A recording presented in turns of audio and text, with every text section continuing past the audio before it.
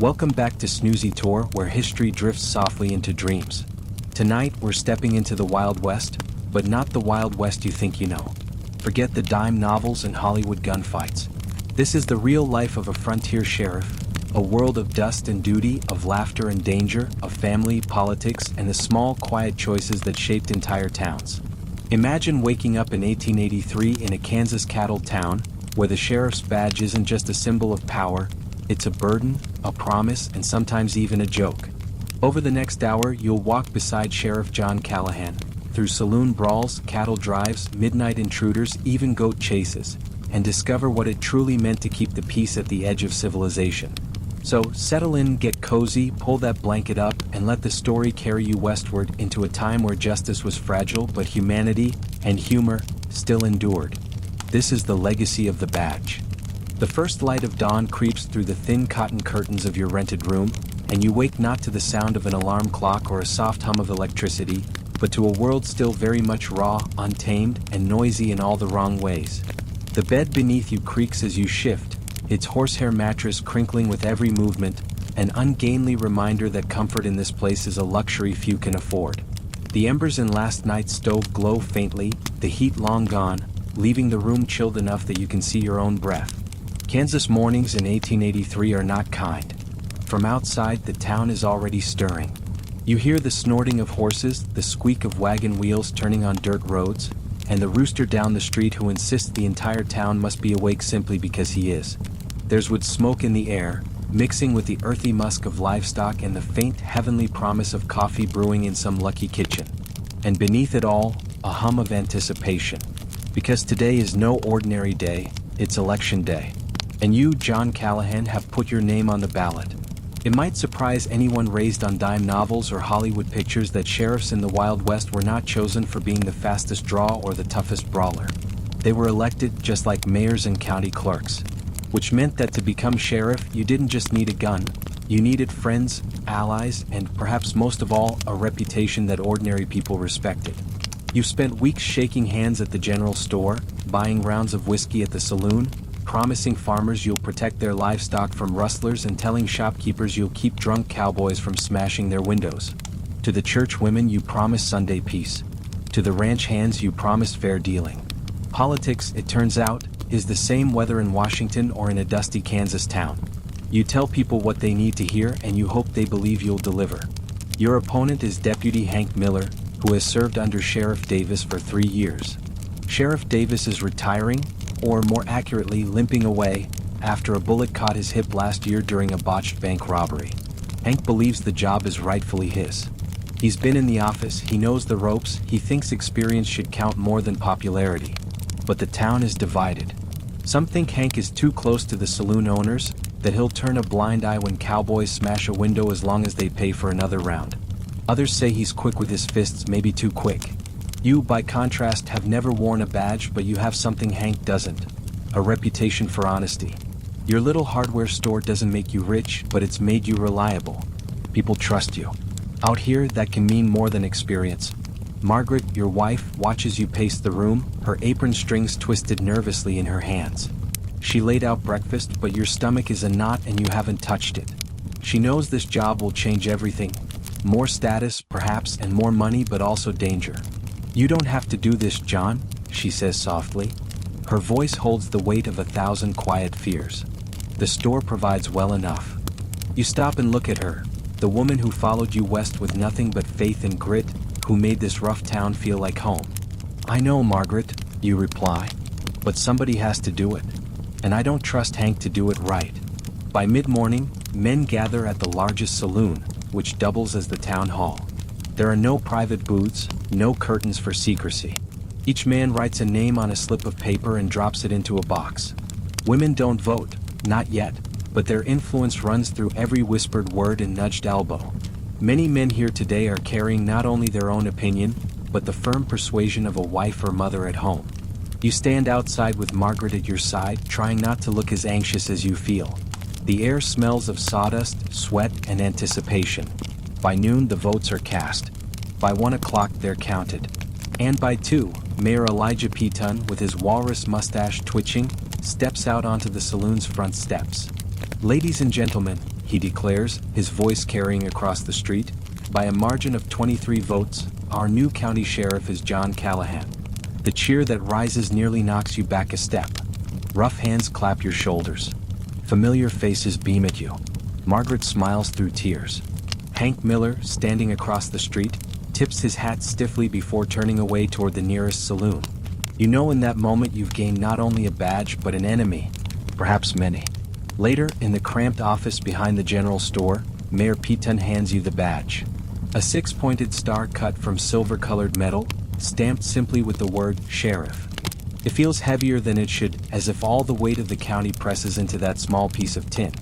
Congratulations, Sheriff Callahan, the mayor says, though he doesn't quite meet your eyes. I expect you'll want to settle into your office. Frank will show you around. You pin the badge to your chest. It shines against your vest. In this moment, you are no longer a hardware merchant, no longer just a veteran of a long-ago war. You're the law. And though you cannot know it yet, this badge will test you in ways bullets never could. The afternoon sun slants across Main Street, throwing long shadows from the false fronts of shops and saloons. Dust swirls in little eddies with every wagon wheel that passes, coating everything in a fine layer of Kansas grit. You stand at the edge of the boardwalk outside the saloon-turned-polling place, the newly pinned badge on your chest catching the light. Folks glance at it as they pass, some with pride, some with doubt, a few with something darker in their eyes. Hank Miller has already vanished into the saloon, probably to drown his frustration in a bottle. The man's pride is wounded. He expected the badge would be his by right, a simple passing of the torch from Sheriff Davis. Instead, the people chose you. And choices like that can breed resentment that festers for years. Inside, the mayor ushers you to a back office. The air smells of tobacco smoke and stale whiskey. The desk is cluttered with ledgers, receipts, and an inkwell dangerously close to tipping. Elijah Peton clears his throat, his mustache twitching as though it has a life of its own. Now, Sheriff, he says with a hint of condescension that makes your jaw tighten, you understand this is more than just a badge. This is politics. People expect results, order, growth. He leans forward. And sometimes growth means a little flexibility. Do you take my meaning? You meet his gaze steadily. I take it, you reply, and I'll keep it in mind. He studies you as if trying to decide whether you're the kind of man who can be bent, or whether you'll be the kind who breaks. The silence stretches until finally, he waves a hand dismissively. Frank will show you your office. Frank is the town clerk, a thin man with ink-stained fingers who looks like he spent more time wrestling with paperwork than people. He leads you down the street to a small wooden building squeezed between the barber shop and the telegraph office. The paint is peeling, the roof sags a little, but this is the seat of law in the county. Inside, the sheriff's office is sparse. A desk scarred by years of use, a chair with a wobbling leg, a gun rack on the wall holding a shotgun and 2 rifles, a wood stove in the corner, and 2 cells at the back with iron bars. The mattresses in the cells are so thin they may as well be blankets over planks. On the wall, a wanted poster flutters in the breeze from the open door.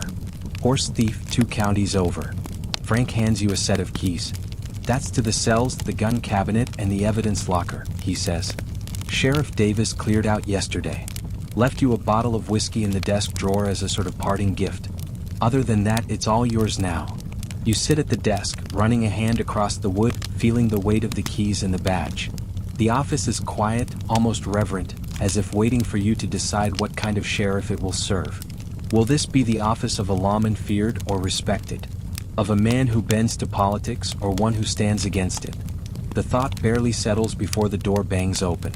A young cowboy stumbles inside, swaying, the stink of whiskey clinging to him like a second skin. His eyes are bloodshot, his hat askew. You the new sheriff? He slurs, squinting at you. You rise slowly, keeping your movements calm. That's right. Sheriff Callahan. And you are. The cowboy grins, showing a gap where a tooth should be. Name's not important. What's important is you knowing something. Me and the boys from Circle B, we don't take kindly to lawmen telling us what we can and can't do when we come to town. His words hang heavy in the room. Not an hour into the job and already your authority is being tested. He isn't armed, not visibly, but whiskey and bravado can be as dangerous as any revolver. You take a step forward, slow and deliberate. Son, you say evenly, Before I ran this store, I served with the 8th Kansas Infantry. I've seen things on battlefields that would turn your hair white. I didn't come here looking for trouble, and I don't believe you did either. So here's my advice. Find yourself a bed and sleep this off before you end up spending the night in one of those cells." The cowboy laughs, but there's no humor in it. "You sound just like the last one. Thought he was tough too. Till he caught a bullet." Your hand hovers near your hip, not gripping your revolver, not yet, but close enough to remind him that you're not defenseless. The moment stretches. Outside, the sound of horses and wagon wheels continues as if the town itself is holding its breath. Finally, he spits on the floor. "We'll see what kind of sheriff you really are, Callahan. Cattle drive's coming next week. That's when the real fun starts."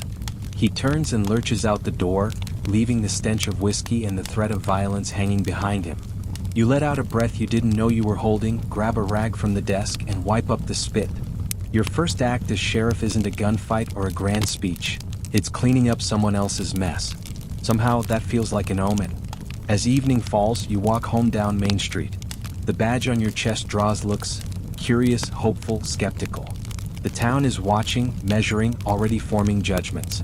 When you step into your house, Margaret greets you at the door, searching your face for answers. "How was your first day?" she asks. You pause, considering. You could tell her about the drunken cowboy, about the mayor's not-so-subtle suggestion of corruption, about the empty office and its lonely wait. Instead, you smile faintly. "Quiet," you say. "But I've got a feeling it won't stay that way for long." And deep inside, you know you're right. The next morning breaks crisp and cold, the kind of morning that makes your bones ache before you even leave the bed. But today feels different. The badge pinned to your vest isn't just decoration anymore. It's the first full day you wear it as sheriff of this county. And with that small star comes the knowledge that every set of eyes in town will measure you by how you act, how you carry yourself, and how you handle what comes next. The townsfolk, still buzzing from yesterday's election, treat you with a new form of cautious respect as you walk down Main Street. Mr. Green, the blacksmith, nods his head, his apron streaked with soot. "Morning, Sheriff," he says, trying the title on his tongue as if it's a new horseshoe still cooling on the anvil. Mrs. Henderson, who sells pies from her window, smiles at you with something between pride and expectation. But others, ranch hands lounging near the saloon, men with dusty hats pulled low, watch you with narrowed eyes. To them, the badge doesn't mean you're law. It means you're a target. When you reach the sheriff's office, the building looks smaller in the daylight than it did yesterday, almost fragile. A desk, a stove, a gun rack, 2 cells, and 4 walls to hold it all together. It doesn't feel like the seat of power. It feels like a test, a trial you must pass every single day. Frank the clerk is already inside, bent over a stack of papers that seems taller than the desk itself. He looks up, ink smeared across his fingers. "Morning, Sheriff. Ready for the day?" You eye the papers warily. "What's all this?" "Tax records," he says simply, as if the word should mean something to you. "You'll be responsible for collecting property taxes across the county. Most in town pay on time. Outlying ranches and farms? That'll be harder." You sink into the creaking chair behind the desk. "Tax collection? That's the sheriff's job." Frank nods, matter of fact. "That, serving warrants, keeping the jail, enforcing ordinances. It's less about shootouts, more about signatures." You lean back, letting the truth settle over you. You dreamed of protecting people, of standing between law-abiding folks and the chaos outside town. Instead, your first task is paperwork. A stack of ledgers and receipts, more ink than gunpowder. Still, the badge gleams on your chest, a reminder that even in the mundane lies responsibility. You're not just a storekeeper anymore. You're the man the town looks to when things go wrong. As the day drags on, small matters test your patience more than any outlaw might. Mrs. Henderson storms in, complaining about Mr. Peterson's dog digging up her garden. You make a note to speak with Peterson. 2 saloon owners come separately, each accusing the other of watering down whiskey. You hear them both, knowing full well the truth is they're both guilty. Later, a livery owner and the blacksmith nearly come to blows over a customer neither wants to lose. You step between them, calming tempers, reminding them that steel and horses alike are in demand enough for both to prosper. By the time evening shadows creep across the wooden floorboards, you've mediated 5 disputes, collected 3 fines, and signed your name more times than you care to count. Not a single bullet fired. Not a single outlaw chased. And yet you feel as exhausted as you did on the worst days of the war. Margaret notices it when you step through the door of your home, your shoulders sagging under an invisible weight. Dinner is on the table, the smell of stew filling the small room, but she doesn't ask about your appetite. She looks at you, really looks, and sees the weariness in your eyes. Not what you expected? She asks gently, pouring you a cup of coffee. You shake your head. Not even close. Her smile is sad but knowing. Sometimes the hardest battles aren't fought with guns. Later, as the lamp flickers low, you find yourself turning the badge over in your hand. The metal feels cold but heavy, as if the weight of the entire county rests in it. You wonder if the people understand what they've asked of you, or if they just wanted someone different than Hank Miller. Either way, you can't let them down. Your thoughts drift to Hank. You haven't seen him since the election, though you hear from Frank that he's been haunting the saloons, drinking harder than usual. A man like Hank doesn't fade quietly. You can already feel his resentment like a storm on the horizon. Before bed, Margaret reaches for your hand. Whatever happens, John, just remember why you're doing this. Not for glory. Not for the mayor. For the people. For us. You nod, squeezing her hand, though doubt lingers in your chest. You took the badge to serve, to bring order to a place teetering on the edge of chaos. But already you're realizing that being sheriff isn't about quick draws and dusty duels. It's about patience, paperwork, and politics. It's about making choices when there are no perfect ones. The badge is a symbol, but symbols are only as strong as the man who wears them. And tonight, as you set it carefully on the bedside table, you promise yourself you'll live up to its weight. Whatever it takes. Tomorrow the real test will begin. The morning sun hasn't yet burned away the chill when you settle into the sheriff's chair, a steaming cup of coffee at your side. Frank, the clerk, is already scratching away at ledgers, muttering numbers under his breath like a preacher chanting scripture. The badge on your chest still feels new, almost foreign. And then, before you've had more than a swallow of coffee, the first test comes crashing through the door. Literally. The office door slams open so hard it rattles the glass in its frame. A cowboy staggers in, hat askew, boots caked in mud, the sour smell of whiskey preceding him like a storm front. He can't be more than 19, cheeks still holding the faintest traces of boyhood, but his eyes are glassy, his grin defiant. You the new sheriff? He slurs, swaying in place. You set down your coffee slowly, deliberately. That's right. Sheriff Callahan. And you are? He laughs, a harsh sound in the quiet office. Name don't matter. What matters is this. Me and the boys from Circle B, we don't take kindly to lawmen telling us what we can and can't do when we ride into town. Frank looks up from his papers, eyes wide, pen frozen in midair. You rise from your chair, moving slowly, every gesture deliberate. The young man reeks of challenge more than liquor. He's here to test you, to see what kind of sheriff you'll be, timid or tyrant. I appreciate the welcome, you say evenly. But I'd appreciate it more if you found yourself a bed and slept off that whiskey before you land in one of those cells. He spits on the floorboards, the glob landing inches from your boots. You sound just like the last one. Thought he was tough too. Till he caught a bullet. The room goes still. The only sound is the tick of the wall clock, loud as a drumbeat. Your hand hovers near your hip, not gripping your revolver, but close enough the boy can see it. Your heart thunders, not from fear, but from calculation. Push too hard and this becomes a fight. Go too soft and word spreads you're weak. Son, you say finally, voice low but steady, I served with the 8th Kansas Infantry. I've seen things on battlefields that would freeze the blood in your veins. I don't want trouble, and I don't believe you do either. So here's your choice. Walk out that door on your own, or I'll carry you out after a night in the cell. Which will it be? For a moment you think he might push. His jaw tightens, his fists clench. Then, with a bitter laugh, he stumbles backward toward the door. We'll see what kind of sheriff you really are, Callahan. Cattle drives coming next week. That's when the real fun starts. And just like that, he's gone. Frank exhales shakily, setting his pen back to paper. Welcome to the job, he mutters. You grab a rag from the desk and wipe up the spit, the ragged circle of moisture spreading across the wood like a stain on your authority. This, you realize, is the true beginning of your time as sheriff. Not with glory or gunfire, but with a drunk boy's spit on your floor. That night, Margaret notices the tension in your shoulders as soon as you step through the door. Supper is on the table, but her eyes are on you. What happened? You consider brushing it off, telling her it was nothing.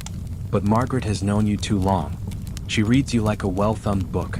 So you tell her about the cowboy, about the threat, about the cattle drive looming on the horizon like a storm cloud. She sets down her fork, her face pale but calm. John, you don't have to prove yourself with a gun. Promise me you won't. I'll do what I have to do, you say carefully. But I won't play the hero if there's another way. Her hand finds yours across the table. Good. Because I need my husband more than this town needs a hero. You nod, though deep down you know heroics aren't something a man chooses. Sometimes they're forced upon him. Later that night, as you clean your revolver by lamplight, the memory of the cowboy's words echo in your mind. We'll see what kind of sheriff you really are. And you know the whole town is waiting for the answer. The rooster crows just as the first streaks of light split the horizon. You're halfway through your morning coffee when the pounding of hooves rattles the street outside. A boy, no more than 16, nearly falls from his horse as he skids to a stop in front of your office. His chest heaves, eyes wide with panic. "Sheriff," he gasps. "Come quick, out at the Johnson place. There's been a killing." The cup is forgotten, still steaming on your desk. You grab your hat, your gun belt, and follow him to the livery. Minutes later, you're mounted and riding hard, the boy, Timothy, a neighbor's son, pushing his horse alongside yours. The air is sharp, cutting your lungs as the landscape rushes past. Rolling fields, split-rail fences, the occasional weathered barn silhouetted against the morning sky. As you ride, Timothy fills in the little he knows. "Mrs. Johnson sent me. She found him in the barn. Her husband, Sam. Beat near to death, no worse. Dead." The boy's voice cracks on the last word, and he looks away, ashamed of his tears. The Johnson farm sits 5 miles outside town, a modest spread of wheat fields and a small herd of cattle. When you arrive, the yard is eerily quiet. The only sound is the creak of a windmill and the restless shifting of cows in the corral. Mrs. Johnson sits on a hay bale outside the barn, her face blank, hands wrapped around her apron as though holding herself together by threads. 3 children cling to her skirts, wide-eyed, too young to understand, yet already knowing their lives have changed forever. You dismount, remove your hat, and kneel beside her. "Mrs. Johnson," you say softly, "I'm sorry. Can you tell me what happened?" Her eyes are hollow, her voice flat. "Sam went out at dawn to milk the cow. When he didn't come back, I sent little Samuel to fetch him. My boy saw him first." Her voice breaks. "Saw his daddy like that." You glance at the oldest child, maybe 8 years old, staring silently at the ground. A boy who will never forget what he saw this morning. Another casualty of the violence of the frontier. Inside the barn, the scene is grim. Samuel Johnson lies sprawled on the dirt floor, his face barely recognizable beneath swelling and blood. A broken piece of firewood lies nearby, its end dark with gore. This wasn't a shooting, it was something more brutal. A fight, a beating, a killing done up close and personal. You crouch beside the body, examining what little evidence there is. Johnson was a big man, broad-shouldered from years of farm labor. Whoever killed him was either stronger or caught him by surprise. His knuckles are bloodied, suggesting he fought back. You scan the floor. No extra boot prints, no horse tracks leading away. If the killer came, he left carefully, wiping away signs of his passage. Then you notice something clutched tight in the dead man's hand. You pry his stiffening fingers open, revealing a scrap of checked fabric, torn from someone's shirt or jacket. A clue. Maybe the only one. You slip it carefully into your pocket. Back outside, you address the widow. Was anything taken? Livestock tools? She shakes her head slowly. Nothing I can see. We don't have much worth stealing. That puzzles you. Outlaws kill for money, cattle, supplies. This killing reeks of something else. Anger, revenge, or plain cruelty. You promise to send for her sister in town, someone to stay with her through the coming days. Then, with the help of Timothy, you wrap Samuel Johnson's body in a blanket and secure it across your horse. The ride back to town is slower, heavier, each hoofbeat a reminder of the burden slung across your saddle. By the time you reach Main Street, word has already spread. A crowd gathers, their whispers chasing you down the street.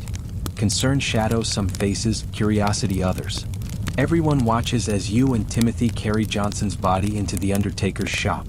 The undertaker, a solemn man named Graves, his name always earning a grim chuckle from newcomers, helps you lay the body on his table.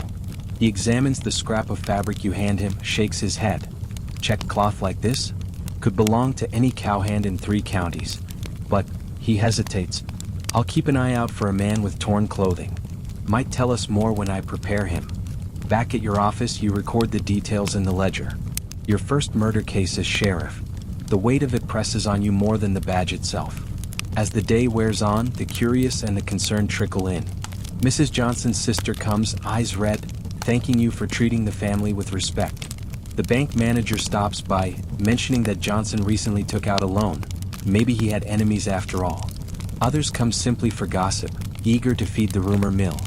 Near sunset, the young cowboy who challenged you on your first day leans against your doorway, sober now, his manner quieter but no friendlier. Heard about Johnson, he says. Bad business. You study him carefully.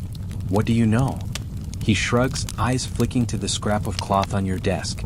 Heard Johnson had a run-in with some Circle B boys last month. Accused them of grazing cattle on his land. Got heated. Any names? Maybe Pete Rollins, he says, pushing off the doorframe. Got a temper, that one. He tips his hat, his words casual, but there's something in his eyes. A warning or maybe bait. Good luck, Sheriff. You're gonna need it. When he's gone, you stare at the fabric, the ledger, the badge glinting in the lamplight. Less than a week into the job and already you've got a murder, a clue, and a lead that may or may not be a trap. Tomorrow, you'll ride to the Circle B ranch to ask questions. Tonight, all you can do is wonder whether the job chose you or cursed you. The next morning, you rise before the sun. Margaret stirs when you strap on your gun belt, her voice soft in the dark. You're riding out, aren't you? You pause at the door. I have to. The Johnson murder can't go unanswered. Her silence weighs heavier than any words. You know she worries every time you leave, that each ride into the open country could be the one you don't come back from. But she also knows you wouldn't be the man she married if you turned away from duty. By the time the town is awake, you and your horse are already a dark figure against the pale sky, headed toward the Circle B ranch.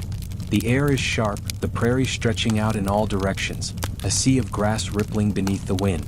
The Circle B spreads across thousands of acres, one of the largest ranches in the county. Its pastures are dotted with cattle, its barns and bunkhouses alive with activity. Men move like ants across the yard, hauling feed, saddling horses, mending fences. The ranch is power, wealth, and influence stitched together by sweat and money. If trouble came from here, it won't be easy to prove or punish. As you ride into the yard, the foreman steps out from the barn. Jackson is a mountain of a man, barrel-chested with arms like fence posts, his face carved into a permanent scowl. His eyes track you with no hint of welcome. Sheriff, he says flatly. What brings you out here? You swing down from the saddle, boots crunching on the packed dirt. I've got questions about Samuel Johnson. Heard he and some of your men had words. Jackson's jaw tightens. Johnson was always griping about something. Water rights, cattle straying. He didn't like ranchers and he didn't like Circle B. That doesn't mean one of us killed him. You study his face. The man is defensive but not rattled. Still you press. What about Pete Rollins? Heard he had a temper, and that temper ran hot around Johnson. The foreman spits into the dirt, his scowl deepening. Pete's not here. Convenient, you say. Where is he? Lit out 2 days ago. Got his pay, took off. Probably drinking and gambling in the next county by now. 2 days ago. The very morning Johnson died. The timing chills you. You're telling me he left without notice, right when Johnson was killed? Jackson steps closer, his shadow long across the dirt. I'm telling you to mind your accusations. Circle B don't take kindly to being slandered. The yard has gone quiet. Ranch hands have stopped their work, leaning on fence posts, watching the exchange with hard eyes. You can feel the tension crackling in the air like a storm about to break. One wrong word, one wrong move, and you'll be outnumbered 20-1. You keep your tone even, measured. Nobody's being slandered. I'm gathering facts. If Rollins is innocent, he's got nothing to fear by answering questions. Jackson folds his arms, the muscles in his shoulders straining against his shirt. Rollins don't answer to you anymore, Sheriff. He don't answer to nobody. The message is clear. Rollins is gone and Circle B won't help you find him. You mount up, but not before locking eyes with the foreman one last time. If Rollins comes back, you send word. Or I'll assume Circle B's protecting a murderer. Jackson doesn't reply. He just turns and walks back into the barn, his men scattering to their work like crows after a gunshot. The ride back to town is slow, your mind heavy with questions. Rollins leaving the morning Johnson died is too neat to be coincidence. But neat isn't proof. Without a witness or evidence, all you have is suspicion, and suspicion won't hold in a court of law. By the time you reach your office, Frank has a telegram waiting. He holds it up, ink-stained fingers trembling slightly. Came while you were gone. You tear it open, scanning the words. It's from the sheriff in Council Grove, the next county over. Pete Rollins here. Badly beaten. Claims bar fight. Holding him. Query instructions. Your breath catches.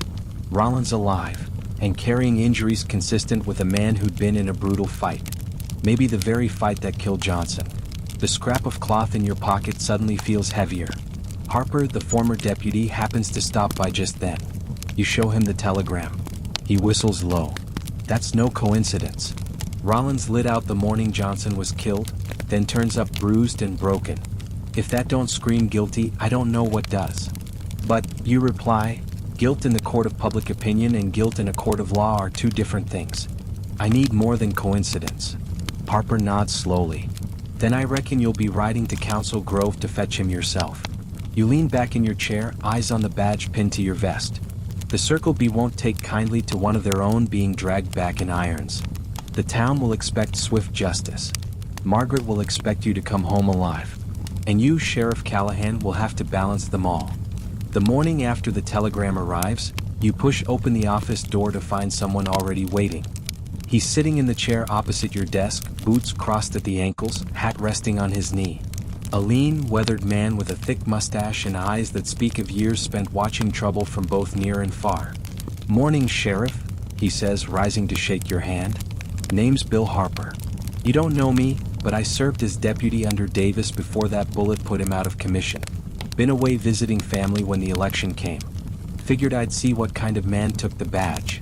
His grip is strong, his palm calloused. You study him a moment before replying. "Callahan. John Callahan. Pleased to meet you, Harper. Frank mentioned you once or twice." Harper shrugs, dropping back into the chair. "Sheriff Davis and I had our differences, but we kept this town more or less on the rails. Thought you might want to know the lay of the land from someone who's walked it a while." He doesn't waste time with small talk. He speaks plainly about the people, the ranches, the saloons, the families who matter. His words carry no bravado, only the calm authority of experience. You find yourself listening more closely than you expected. At one point, Harper rolls up his sleeve to reveal a deep scar running across his forearm. "Got this breaking up a knife fight at the Gilded Cage last year. Truth is, I'm not as quick as I used to be. But I still know these people, this county, better than most. If you're looking for a deputy, I'm willing to wear the star again." You consider him for a long moment. The town council will grumble about the expense. Mayor Peton will no doubt make a fuss. But staring into Harper's steady eyes, you realize this is exactly the kind of ally you need. Someone who knows the ropes, who isn't afraid to stand beside you when things get ugly. "You've got yourself a badge," you tell him. A faint smile tugs at Harper's lips. "Thought you'd never ask. Your first task together comes sooner than you'd like. Tax collection." Frank drops the ledger on your desk with a thud that rattles the ink bottle. "Quarterly payments due. Farms and ranches," he says as though announcing a death sentence. Harper chuckles grimly. Davis always said he'd rather face a gunslinger than a farmer short on cash. You and Harper saddle up and ride out into the countryside. The prairie is alive with spring light, grass shimmering like waves beneath the wind. At the first stop, the Wilson farm, you find old man Wilson rocking on his porch with a shotgun across his lap. His white beard bristles as he sees your badges glinting in the sun. "Taxman cometh," he cackles. "Right on schedule." Harper dismounts first, voice easy. "Morning, Mr. Wilson. Fine day." "Be finer if you weren't here to rob me," Wilson snaps.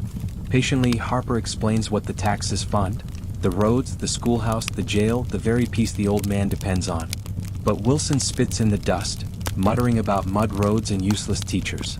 Eventually, he counts out the money with hands that tremble from anger more than age. "Highwaymen, the lot of you," he growls, shoving the coins into Harper's hand. As you ride away, Harper glances at you. That's the easy one. And he's right. Each farm, each ranch brings a new argument. Some pay reluctantly, others stall with excuses, a few try intimidation. One widow, barely scraping by with 3 children, breaks down sobbing when she sees you. "I don't have it," she whispers. "Not this month. Maybe next." You see the fear in her eyes, the shame. You see the children peeking out from behind her skirt, thin and hungry. And before you can think twice, you reach into your own pocket, counting out the money and pressing it into her hand. Harper watches, expression unreadable. On the ride away, he finally says, "You'll go broke if you make a habit of that." "Maybe," you admit, "but I couldn't take her last dollar." He studies you for a moment, then shakes his head with something like reluctant respect. "You're different than Davis. He was a good lawman but hard. Followed the letter of the law. No exceptions. He trails off. "What am I?" you ask. Harper shrugs. "Too soon to tell. But that widow? She'll remember what you did." And in a place like this, word spreads faster than wildfire. By day's end, your saddlebags are heavier with coins, but your mind is heavier still. You've seen anger, desperation, gratitude, all in the same day. Tax collection may not be glamorous, but it shows you more truth about this county than any saloon brawl could. When you return to town, Margaret greets you at the door, worry in her eyes. "How was it?" You smile faintly, dust in your hair, fatigue in your bones. "Educational," you tell her. And as you lay your head down that night, you realize Harper was right. The job of sheriff isn't just about laws, it's about people. And people, more than bullets, will test what kind of man you are. The morning sun creeps through the curtains, painting golden stripes across your small kitchen. Margaret sets down a plate of eggs and biscuits before you, her eyes searching yours. "You look tired," she says softly. "Tax collection," you reply with a weary smile. Turns out it wears a man down more than a cattle drive. She shakes her head, but there's pride in her expression too. Words already going around. "Mrs. Fletcher told me what you did for the widow Carter yesterday. Folks are saying you've got a good heart." "Or a weak one," you counter, buttering a biscuit. "Harper says I'll go broke if I keep paying people's taxes for them." Margaret lays her hand on yours. "Maybe so, but they'll remember. And in this town, reputation's worth more than silver." Her words stick with you as you step into the street. Already the day is alive. Wagons creaking down Main Street, shopkeepers sweeping their thresholds, children darting about on errands. A few tip their hats when they see you, their greetings warmer than they'd been a week ago. The badge still sets you apart, but now, for some, it carries trust instead of suspicion. Your office is never empty for long. This morning it's 2 merchants, red-faced and shouting about a hitching post placed a foot too close to one man's store. You listen, mediate, and finally decree the post stays put. One storms off muttering, the other tips his hat in thanks. Harper watches from the corner, shaking his head. You're less a sheriff and more a schoolmaster keeping children from squabbling. "Sometimes," you reply, "that's all keeping the peace really is." Before Harper can answer, the door bangs open. In stumbles Fergus O'Malley, one of the railroad men who spent last week sobering up in your jail. His face is swollen, one eye purpled shut. "Sheriff," he gasps, "you've got to help me. Riley's gone mad." "Where?" you demand. "The mill," Fergus wheezes. "He says I cheated him on a bet. Came at me with a knife." Harper's already grabbing his hat. "Let's ride." At the mill, you find Tom Riley pacing with a knife in hand, fury twisting his face. Workers stand at a distance, watching nervously. The moment he sees you, his eyes narrow. "Stay out of this, Sheriff. This is between me and O'Malley." "Put the knife down, Tom," you command, hand resting on your revolver but not drawing it. "You know how this ends otherwise." "He stole from me," Riley shouts. "Took my week's pay at cards and I know he cheated." "You can bring that to court," you say firmly. "But waving steel around in the street? That ends with blood, yours or his." For a moment, Riley trembles on the edge of violence. Then Harper steps forward, voice calm but iron. "Tom, think about your wife. Think about your boy. You kill a man here, you don't just ruin his life, you ruin theirs too." Something in those words breaks through. Riley's grip falters. Slowly he lowers the knife. You step forward and take it from him, then nod to Harper. "Lock him up. He'll stand trial." The crowd murmurs approval. O'Malley looks relieved, but Riley glares at you with hate. You know you've made another enemy today. That comes with the badge. Back at the jail, you log the knife into evidence. Harper closes the cell door with a clank, muttering, "Could have gone bad in a hurry." "Most things do," you reply. Harper studies you a moment. You handled it clean. Davis would have drawn first and asked questions later. Might have ended with Riley in a pine box. You glance at the cells, at Riley pacing like a caged wolf.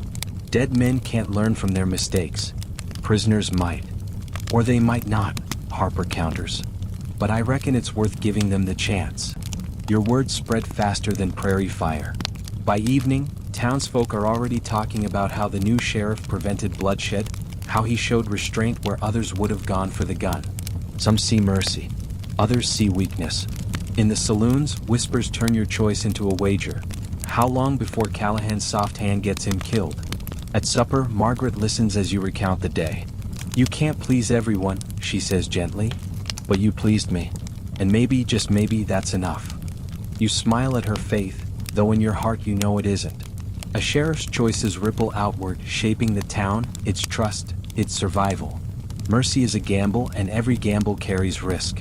As you lie awake that night, staring at the ceiling, you wonder if you've struck the right balance, or if the frontier will punish you for believing it's possible. The morning begins like so many others. Frank shuffling in with a stack of papers, Harper already seated at the desk, and the smell of fresh coffee drifting from the stove in the corner. You're halfway through a report on Riley's knife incident when the telegraph operator bursts through the door, breathless. "Sheriff, message just came in. Urgent." You take the slip of paper, the ink still smudged. As your eyes scan the words, your pulse quickens. "Rollins here. Badly beaten. Claims bar fight. Holding him. Query instructions." Signed, Sheriff Dunbar of Council Grove. At last, the lead you've been waiting for. Pete Rollins, the hot-headed ranch hand who fled the morning Samuel Johnson was killed, has been found. Beaten, battered, claiming a bar fight. But you've seen enough bruised knuckles and torn shirts to know when violence doesn't add up. You hand the telegram to Harper, whose eyebrows climb as he reads. Well, ain't that convenient? Man disappears the day Johnson's skull gets cracked, then turns up looking like he went 10 rounds with a grizzly. Too convenient, you mutter. Word spreads quickly, as it always does. By midday, half the town knows Rollins is alive and in custody. Some folks nod approvingly, certain justice is within reach. Others mutter that dragging a Circle B cowboy back to stand trial is asking for trouble. At the general store, old man Fletcher corners you, wagging a bony finger. "Best let sleeping dogs lie, Sheriff. You bring Rollins back, his ranch buddies'll tear this town apart." "That's not your decision," you reply evenly. "A man was murdered. Justice demands answers." "Justice?" Fletcher scoffs. "Or revenge? Circle B don't care which." His words linger long after you've left, echoing doubts you'd rather not admit. That evening you find yourself at the Gilded Cage. Not for drink, but for information. Billy Reed, the young cowboy who's been circling your orbit since your first day, is at a corner table nursing a glass. He looks up as you approach, eyes wary. "Sheriff." "Billy," you say, sliding into the chair across from him. "I thought you should know. Rollins is in Council Grove. Sheriff's holding him for me." Billy doesn't flinch, but his knuckles tighten on the glass. "You planning to fetch him?" he asks quietly. "Yes." He takes a long swallow before answering. "Pete's got friends. The kind who won't see him jailed, guilty or not. You bring him back here, you'd best be ready for a fight." "Are you one of those friends?" you press. Billy meets your gaze squarely. "No. Pete's a bully and a drunk. But some men mistake loyalty for justice." He leans forward, voice low. "If you go after him, watch his left boot. Knife hidden there. He'll go for it before his gun." You study him, weighing truth against manipulation. His face is young, but his eyes are old, haunted. You decide he's telling the truth. "Why warn me?" you ask. "Because," Billy says simply, "I don't want to watch another man die for Pete Rollins' temper." Later, back at the office, Harper is waiting. You show him the fresh notes from your conversation with Billy. He scratches his chin thoughtfully. "Knife in the boot, huh? Sounds about right. Rollins always fancied himself clever. Thinks hiding steel makes him dangerous. More dangerous, you correct. Harper leans back, folding his arms. So, what's the plan? You want company on the ride. You glance at the ledger stacked high with duties. The cattle drive is expected any day now, bringing dozens of restless, hard-drinking cowboys through town. Leaving Harper behind to keep order seems wiser. I'll ride alone, you decide. Then you'd better keep that Colt loose in its holster, Harper says grimly. That night, at home, Margaret studies you with worried eyes as you pack a saddlebag. You're really doing this? Going after Rollins? I have to, you tell her gently. If I don't, justice dies with Samuel Johnson. Her hands tremble as she folds a clean shirt and presses it into your bag. And if you don't come back? What dies with you, John? You cup her face in your hands, meeting her gaze. I'll come back. I promise. It's a promise you've made before, one you may not be able to keep. But you mean it every time. As you lie awake beside her that night, the weight of the badge on the bedside table feels heavier than ever. Tomorrow you ride into the unknown, to face a man accused, a man dangerous, a man who might hold the truth to your first murder case. And whether you return with him in irons or not at all will shape the future of your town, your marriage, and perhaps your soul. Dawn creeps over the prairie in a wash of pale gold. You rise quietly, careful not to wake Margaret, though you know she's only pretending to sleep. Her breathing is steady, but the tension in her shoulders gives her away. Before you leave, you place a kiss on her hair. She whispers, barely audible, "Come back to me." Outside, Harper is waiting with 2 mugs of coffee. "Couldn't sleep," he mutters, handing you one. His eyes linger on your saddlebags. "Still set on riding alone?" You nod. "If both of us leave, the town will be wide open when the cattle drive hits. Someone needs to hold the line." He snorts. "If by hold the line you mean wrangle drunks out of saloons and mop horse manure off Main Street, then yes, I'm the man for the job." He tips his hat. "Bring Rollins back in one piece. Or at least bring back the piece that'll stand trial." With that blessing, half practical, half sardonic, you mount up and ride east. The road to Council Grove is long and dusty, cutting across wide plains where the horizon feels too far away to ever reach. You pass scattered homesteads, their roofs sagging, their smoke rising in thin, hopeful trails. Children wave at you as you trot by, and you wave back, the badge catching sunlight. Hours stretch. The rhythm of hooves, the creak of saddle leather, the occasional hawk circling above. These become your companions. At midday, you pause near a creek to water your horse. Pulling out the bacon sandwich Margaret tucked into your bag, you can't help but laugh. She's written on the wrapping in her neat hand, "Eat this. Don't get shot." You smile, chewing slowly. You imagine her standing in the kitchen, lips pursed, deciding whether to scold you with ink instead of voice. Somehow it works. By late afternoon, the outline of Council Grove emerges, a cluster of buildings clinging to the edge of the prairie like stubborn weeds.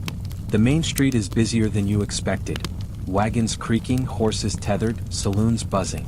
This town feels less like Kansas frontier and more like chaos with wooden walls. The sheriff's office sits squarely on Main Street, a modest shack with a star painted above the door. Inside, Sheriff Dunbar greets you with a grunt. He's a thick-set man with gray whiskers and the disposition of a mule that's been kicked once too often.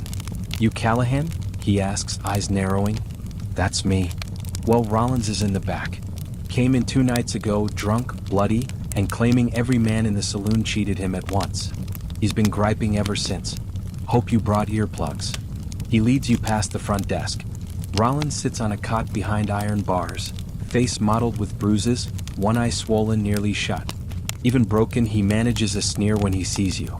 Well, he drawls, voice rough. "If it ain't the new law dog. Come to drag me back so your little town can string me up?" You step closer, noting the limp in his left leg, the torn shirt, the bandaged knuckles. Evidence written on skin. "You've got questions to answer, Rollins. About Samuel Johnson." "I don't know no Johnson," he spits, though his eyes flicker, betraying recognition. Dunbar folds his arms. "He's been singing that same tune since I locked him up. Trouble is he's off-key." You crouch near the bars, voice steady. "You left town the morning Johnson was killed. You turned up here beaten half to death. You expect me to believe that's a coincidence?" Rollins smirks, though it cracks the split on his lip. "Coincidence, bad luck, call it what you want. I was in a bar fight. Man can't drink without throwing fists these days. Maybe, you say, But Samuel Johnson's fists left bruises too. I'll wager yours look mighty similar. He snarls, shifting in his seat. His left boot scrapes against the floor. Your eyes dart instantly, Billy Reed's warning ringing in your mind. Knife in the boot. Left one. Try it, you whisper, hand brushing the grip of your Colt. Just try it. Rollins freezes, the sneer faltering. He leans back slowly, raising his hands. You don't scare me, Sheriff. No, you reply. Then why'd you just stop moving? By nightfall, arrangements are made. Dunbar agrees to release Rollins into your custody, provided you sign the paperwork. He's your headache now, the old sheriff says, sliding the documents across the desk. Don't say I didn't warn you. Man snores like a dying hog. As you lock Rollins in leg irons for the trip back, he mutters curses under his breath, promising retribution, claiming innocence, predicting your death in vivid detail. The stage is set. Tomorrow you'll ride west with a prisoner in tow, back to your town, back to Margaret, back to a community waiting for justice, or vengeance. And somewhere out on the prairie, Rollins' friends may already be waiting. Morning breaks gray and cool, the prairie stretching endless and silent beyond Council Grove. Sheriff Dunbar leans against his doorway as you cinch your saddle. Rollins sits sullen on a bench, wrists chained, leg irons clinking whenever he shifts. Sure you don't want to keep him here a few more days? Dunbar grunts. Give him time to drive you less insane? You smirk. If he's innocent, my town needs to hear it. If he's guilty, my town needs justice. Dunbar spits in the dirt. Then may God bless your ears. Man snores like a hog choking on a harmonica. You help Rollins to his feet, ignoring the string of curses he mutters. Sheriff Callahan, he mocks, dragging the name like mud. Think you're some hero hauling me back in chains? Truth is, you're nothing but a delivery boy. Then consider this special delivery, you reply, fastening him to the saddle with a short lead chain. No returns accepted. Dunbar chuckles. Safe travels. The first miles are uneventful. The sun climbs, burning mist off the fields. Rollins grumbles endlessly, about the irons chafing his ankles, about the dust, about how this is all a misunderstanding. You let him ramble. Words don't kill. By noon, though, silence settles in. Not Rollins' silence, he's still mumbling about conspiracies against him, but the silence of the prairie itself. Too still. No bird song. No distant cattle lowing. Just the creak of leather and the metallic clink of chains. Your instincts prickle. You scan the horizon. To the north, a thin dust plume rises where no wagon should be. Expecting company? Rollins sneers. Only if they brought pie, you answer dryly, hand brushing your revolver. The riders appear fast, 6 of them, silhouettes hard against the sun. They close in, forming a crescent around you. Hats low, bandanas high. Circle B men, you bet your life on it. The leader, a wiry rider with a scar across his cheek, raises a hand. Sheriff Callahan, he calls, voice rough. That man belongs to us. Turn him loose. Funny, you reply, keeping your tone calm, because last I checked, he belongs to the law. Law, the rider spits. Law's what we make it out here. Pete's one of ours. Then maybe you should have taught him not to kill neighbors. Rollins twists in his saddle, shouting, I didn't kill nobody. Tell him Jesse. The leader, Jesse apparently, snarls. Shut your mouth, Pete. You've caused enough trouble. Interesting. Even his friends aren't rushing to defend him outright. Still, their guns are holstered but ready, hands twitching near grips. You raise your voice, steady as a preacher at Sunday service. Here's the deal. You ride back to your ranch. Pete comes with me. He'll stand trial. If he's innocent, he walks. If not, he hangs. But one thing's certain. You don't decide his fate with bullets today. The standoff stretches, the prairie holding its breath. Rollins squirms, clearly realizing his rescue isn't as loyal as he imagined. Finally, Jesse spits into the dirt. Trial, huh? Don't sound like justice to me. It's the only justice you're getting, you reply. For a long beat, Jesse studies you, then jerks his head. The men wheel their horses. Dust kicks up as they ride off, leaving you and Rollins alone again. You exhale slowly, hand finally easing away from your Colt. Rollins glares at you, lip curling. They'd have killed you if I asked them. You know that, right? But I didn't. So maybe you owe me. You can't help but laugh, short, sharp. Pete, you're the kind of man who'd set a barn on fire, then ask for thanks because you didn't torch the chicken coop too. His face darkens, but you ride on, not giving him the satisfaction of a reply. By dusk, the outline of your town rises on the horizon, lanterns beginning to glow like scattered stars. The sight sends a rush of relief through you. You've made it, Rollins in tow, alive.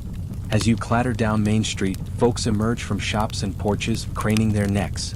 Whispers ripple like wind in wheat. Sheriff brought him back. Pete Rollins, murder suspect. Harper steps out of the office, shotgun slung over one arm. He takes one look at Rollins and irons and lets out a low whistle. Well, I'll be damned. Thought you'd end up as coyote bait. Good to see you too, you reply, swinging down. Together you march Rollins into the cell. The bars slam shut with a finality that echoes through the small office. For the first time, Samuel Johnson's family has a chance at answers. Harper pours 2 whiskeys, sliding one across the desk. To surviving your first prisoner transport. You clink glasses. To making it home in one piece. Rollins growls from the cell, "This ain't over." You grin faintly. It never is. And with that, the town exhales. Justice hasn't been served yet, but it's finally on the table. Morning light spills into the sheriff's office, cutting bars of gold across Rollins' scowling face. He paces the cell like a caged mountain lion, chains clinking with each step. Every so often, he spits a curse in your direction, just loud enough for the townsfolk outside to hear through the thin walls. "Enjoy it while it lasts, Callahan," he snarls. "Soon as I'm out, you're finished." Harper leans against the wall, arms folded. You'd think a man chained up would learn to hold his tongue. Guess stupidity weighs less than iron. Rollins rattles the bars in response, his bruised knuckles blooming purple against the iron. By midday, the town buzzes with talk of the trial. The Johnson family deserves answers, and the Circle B men are restless, whispering that Pete won't get a fair shake in a town where tempers are hotter than July asphalt. Some merchants nod to you with approval, others avoid your eyes. Justice, it seems, divides as much as it unites. The mayor barges into your office, cheeks flushed beneath his walrus mustache. "Sheriff, I hear you've got Rollins locked up." "That's right," you say, not looking up from the paperwork. The mayor shifts nervously. "You realize what this means for the town? Circle B won't take kindly to one of their own swinging from the gallows. They bring their cattle here, their coin here. Lose them and half the shops on Main Street'll go under. Are you suggesting I let him walk?" The mayor clears his throat. "I'm suggesting flexibility, perhaps a fine, exile, something less permanent." You stare him down, every muscle taut. A man was murdered in cold blood. If Rollins is guilty, he hangs. No discounts, no special deals. For a moment, the mayor looks like he might argue, but Harper's glare from the corner silences him. With a sniff, he storms out, muttering about short-sighted lawmen. Harper shakes his head. "Politics will kill you quicker than any outlaw." That evening you visit the Johnson family. Their small home is quieter than it should be, children hushed, widow staring at the floor. You kneel to meet her gaze. "Mrs. Johnson," you say gently, "I've brought Pete Rollins in. The trial will be soon. I can't promise the outcome, but I promise he'll face justice." Her eyes glisten, but her voice is steady. "All I want is the truth. Let my children know their father's death wasn't forgotten." You nod, the weight of her words pressing heavier than any badge. Back at the office, Harper spreads wanted posters across the desk, using them as makeshift placemats for the stew Margaret sent over. "Might as well eat off something useful," he jokes, spoon clinking. You chuckle despite yourself. "Think Rollins will talk?" "He'll talk all right," Harper says between mouthfuls. "Question is whether any of it's worth listening to." As if on cue, Rollins shouts from his cell, "I want a lawyer." Harper rolls his eyes. "Only lawyer in this county is Amos Fletcher, and he's more drunk than sober." "You sure you want him, Pete?" Rollins scowls but doesn't answer. The absurdity isn't lost on you. A drunk lawyer, a crooked mayor, a jury of men who just as soon hang Rollins without hearing a word. You're trying to drag civilization onto a frontier that still prefers the rope to reason. Late that night, when the streets are quiet, you walk the length of town. The saloons are shuttered, lanterns dimmed, only the echo of your boots keeping you company. You pause outside the church, the cross gleaming faintly under moonlight. Civilization, faith, law, all fragile threads holding this place together.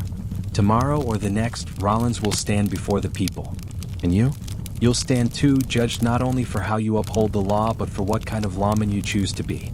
When you return to the office, Harper is dozing in his chair, shotgun balanced across his knees. Rollins snores in the cell, loud and uneven like Dunbar warned. You sit at your desk, revolver beside the ledger, and whisper to the empty room. Justice or survival? Which will it be? The prairie wind rattles the shutters, offering no answer. The day dawns bright, almost mocking in its beauty. The prairie sky stretches wide and cloudless as if it has no interest in human quarrels. Yet the town hums with tension, every porch, saloon, and storefront whispering the same name, Pete Rollins. You and Harper escort him from the jail. Chains clink with each step. He sneers at the crowd gathering along Main Street, muttering, "Whole circus just for me, huh?"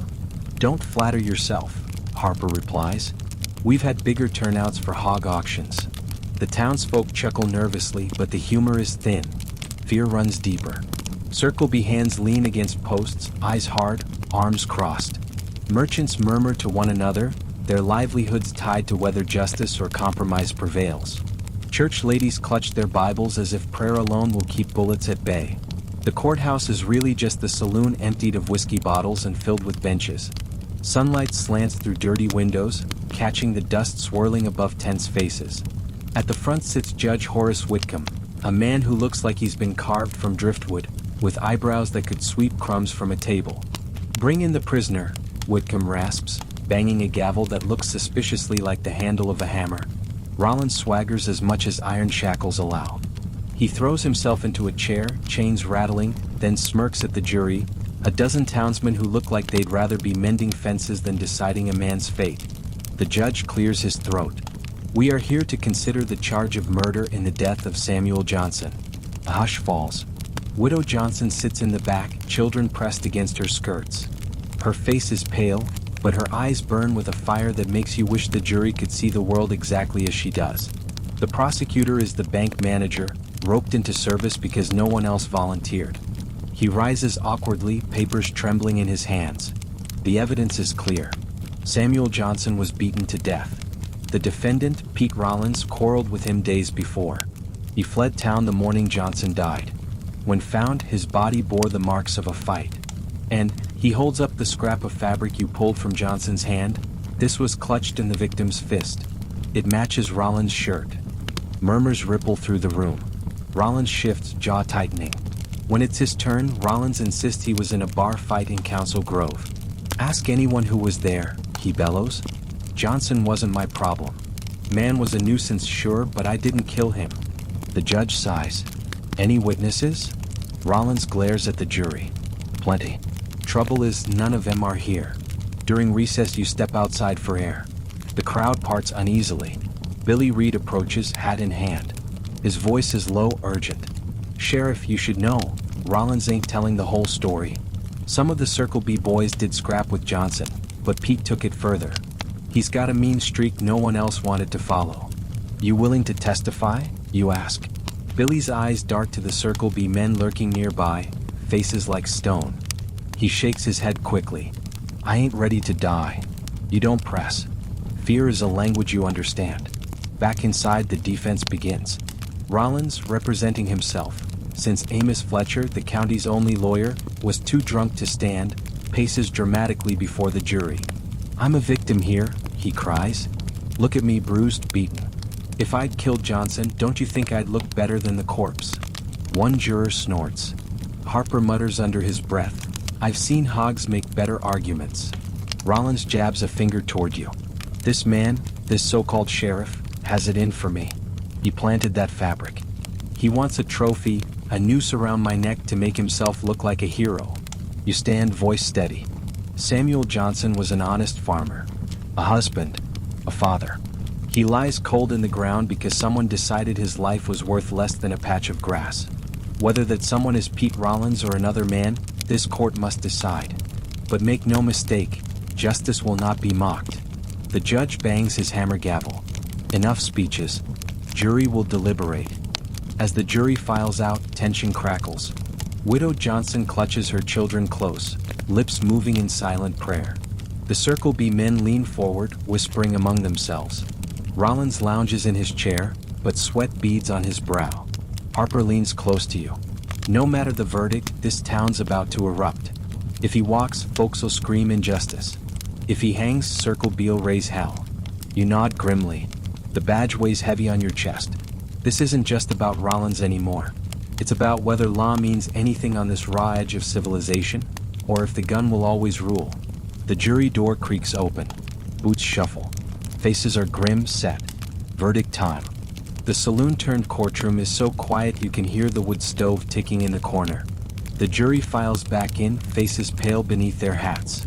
Judge Whitcomb clears his throat, eyebrows twitching like nervous caterpillars.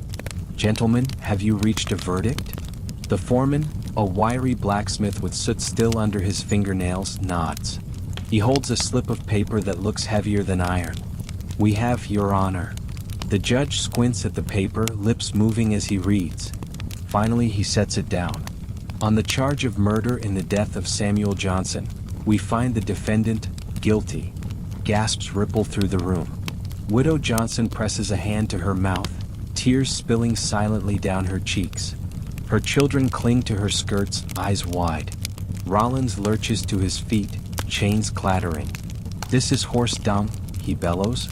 You railroaded me. I never touched Johnson.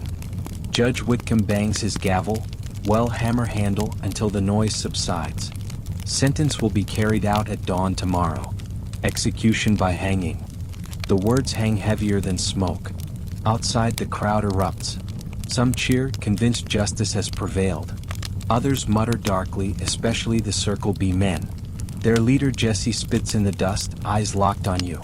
This ain't over, Sheriff, he growls. You hang one of ours, you'll answer for it. You meet his glare.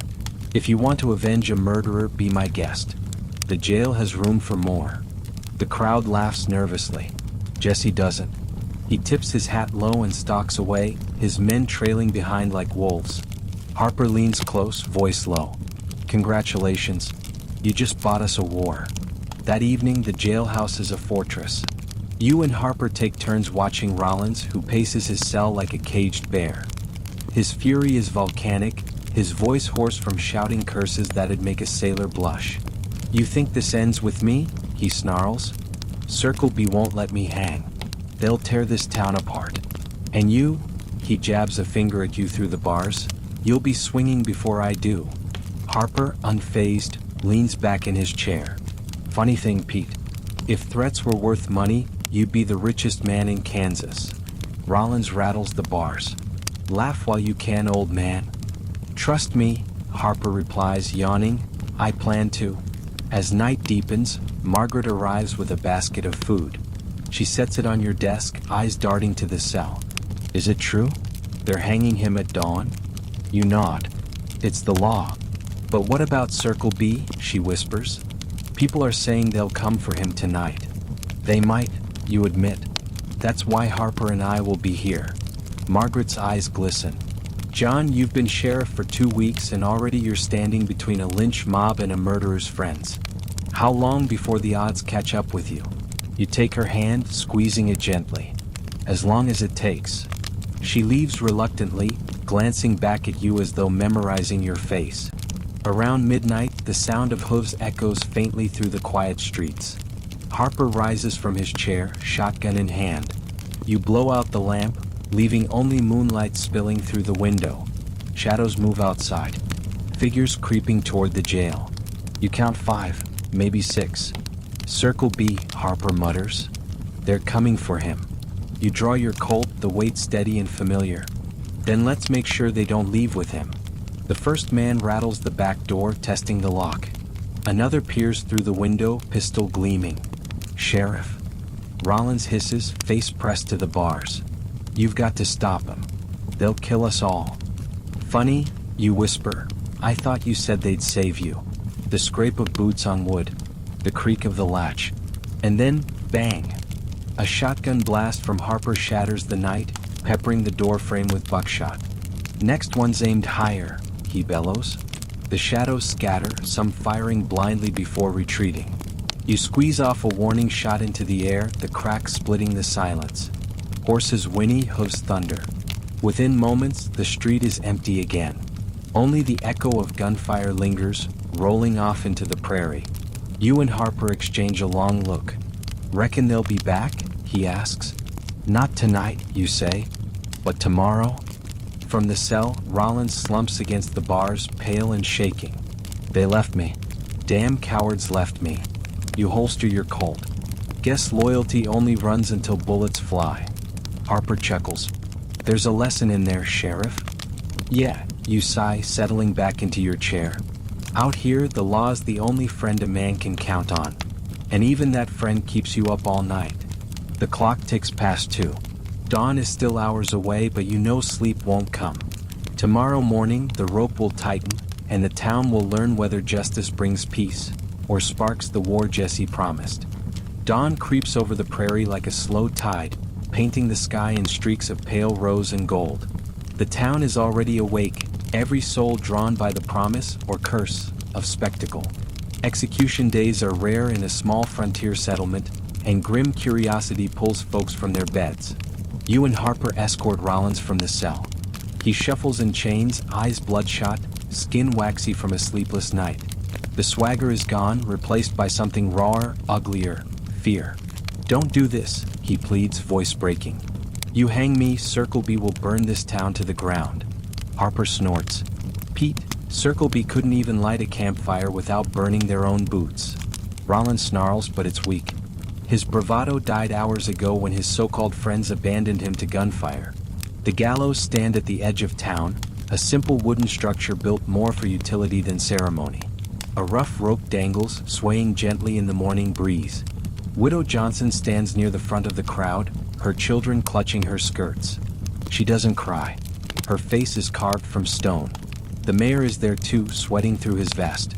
He tugs at his watch chain like it might rescue him. Sheriff, he whispers urgently as you pass, are you sure? There's still time for justice. You cut him off. The crowd parts as you lead Rollins up the steps. Every eye follows. Some filled with grim satisfaction, others with unease. The weight of their stares presses on your shoulders heavier than the badge itself. Judge Whitcomb clears his throat, reading from a slip of paper in his cracked, weathered voice. Pete Rollins, you stand convicted of murder. Sentence, death by hanging. May God have mercy on your soul. Rollins twists toward the crowd, eyes wild. I'm innocent. You hear me? Innocent. This whole town's rotten. The rope slips around his neck. His knees tremble. Sweat beads on his forehead.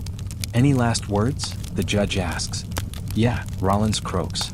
To hell with all of you. The lever is pulled. The trapdoor claps open. Rollins drops, the rope snapping taut. A collective gasp ripples through the crowd. A few turn away. Widow Johnson closes her eyes, lips moving in silent prayer. When it's over, Harper mutters, man lived mean, died meaner. You nod slowly. But in your gut, satisfaction doesn't come. Justice maybe. Closure for a widow and her children, perhaps. But peace? No. The storm has only shifted. The crowd disperses reluctantly, leaving whispers in their wake. Some praise your resolve.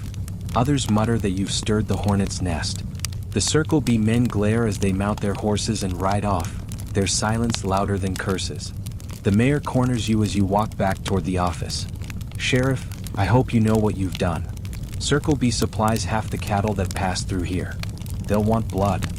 You meet his gaze, your voice cold. Then they'll get the law. Nothing else. He shakes his head, muttering under his breath as he waddles away. Back in the office, Harper sets his shotgun in the rack and pours 2 cups of coffee. He slides one across the desk. Well, Sheriff, congratulations. You just hanged your first man. Bet the dime novels leave this part out. You manage a weary smile. They'd rather write about gunfights at high noon than paperwork and gallows. Harper chuckles. Yeah, it doesn't sell as well. The sheriff who filled out forms until his eyes crossed. Despite yourself, you laugh, tension easing just a hair. That night, Margaret listens in silence as you tell her what happened. She doesn't interrupt, doesn't cry. When you finish, she takes your hand. Was it justice? She asks. You hesitate. It was the law. She nods slowly, though her eyes say she hears the unspoken doubt in your voice. Then let's hope the law is enough. You wish you could believe it. Outside, the prairie wind howls against the windows. Somewhere in the dark, Circle B men sharpen knives, polish guns, and whisper your name with venom. You lie awake long after Margaret has fallen asleep beside you. The badge rests heavy on the table. Tomorrow it will be heavier still. Because justice has been served, but peace is still a long way off. The morning after the hanging, the town feels like it's holding its breath. The gallows still stand, a grim silhouette at the edge of Main Street, the rope swaying in the breeze like a memory that won't fade. Folks go about their business, but their voices are hushed, their eyes quick to dart toward the horizon as if expecting riders to appear at any moment. In the jailhouse, Harper polishes his shotgun while you work through the paperwork. Funny thing about justice, he mutters. You'd think it'd bring peace. Instead it just brings more paperwork. Or more enemies, you add, setting aside a stack of reports. Circle B isn't going to forget what happened. As if summoned, the door creaks open. Billy Reed steps in, hat in hand, shoulders tense. "Sheriff," he says quietly, "you ought to know. Jesse and the boys, they're riled up. Real riled. They're saying Rollins didn't get a fair trial. That they'll make sure you don't last long enough to see another one." Harper sighs. "Well, that's new. Usually folks just grumble about my stew." Billy doesn't smile. "They mean it. They're talking about hitting the town tonight." You study him carefully. "Why warn us?" Billy shifts, eyes down. "Because this place is the first I felt like more than just a hired gun. Don't want to see it burn." You nod. "Thank you, Billy. Go home. Stay inside tonight." He hesitates, then adds, "Jesse's got a scar on his cheek. Likes to lead from the front. If you see him, aim steady." With that, he slips out as quietly as he entered. That evening, the sun dips low, painting the sky blood red. You and Harper take positions on Main Street. Margaret begged you not to go, tears in her eyes, but you kissed her hand and whispered, "I'll come back." She didn't answer, and that silence weighs heavier than any bullet. Lanterns flicker in shop windows. The town is eerily still. Then, faint at first, comes the thunder of hooves. Dozens of them. Circle B has come. Jesse rides at the front, Scar catching the lamplight, eyes cold as steel. Behind him, 20 riders fan out, rifles glinting, faces hard. Sheriff Callahan. Jesse shouts, reining up in the middle of Main Street. "We gave you a chance. You hung one of ours. Now we're taking blood for blood." You step forward, badge gleaming in the lamplight. Rollins was guilty. He stood trial. That's justice. Justice. Jesse spits. Justice is what you can defend with a gun. Nothing more. Harper mutters, "Good speech. Shame it's wrong." The Circle B riders cock their rifles. The town holds its breath. Then a door creaks open. Old Thomas, the barber, steps out, shotgun trembling in his hands. "This is our town. You don't scare us." Another door opens. The Swenson brothers from the mill appear, rifles at the ready. Then Jack Weber from the livery, eyes hard but steady.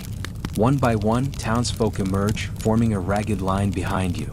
Farmers, merchants, even a few women holding pistols they'd likely never fired before. Jesse sneers.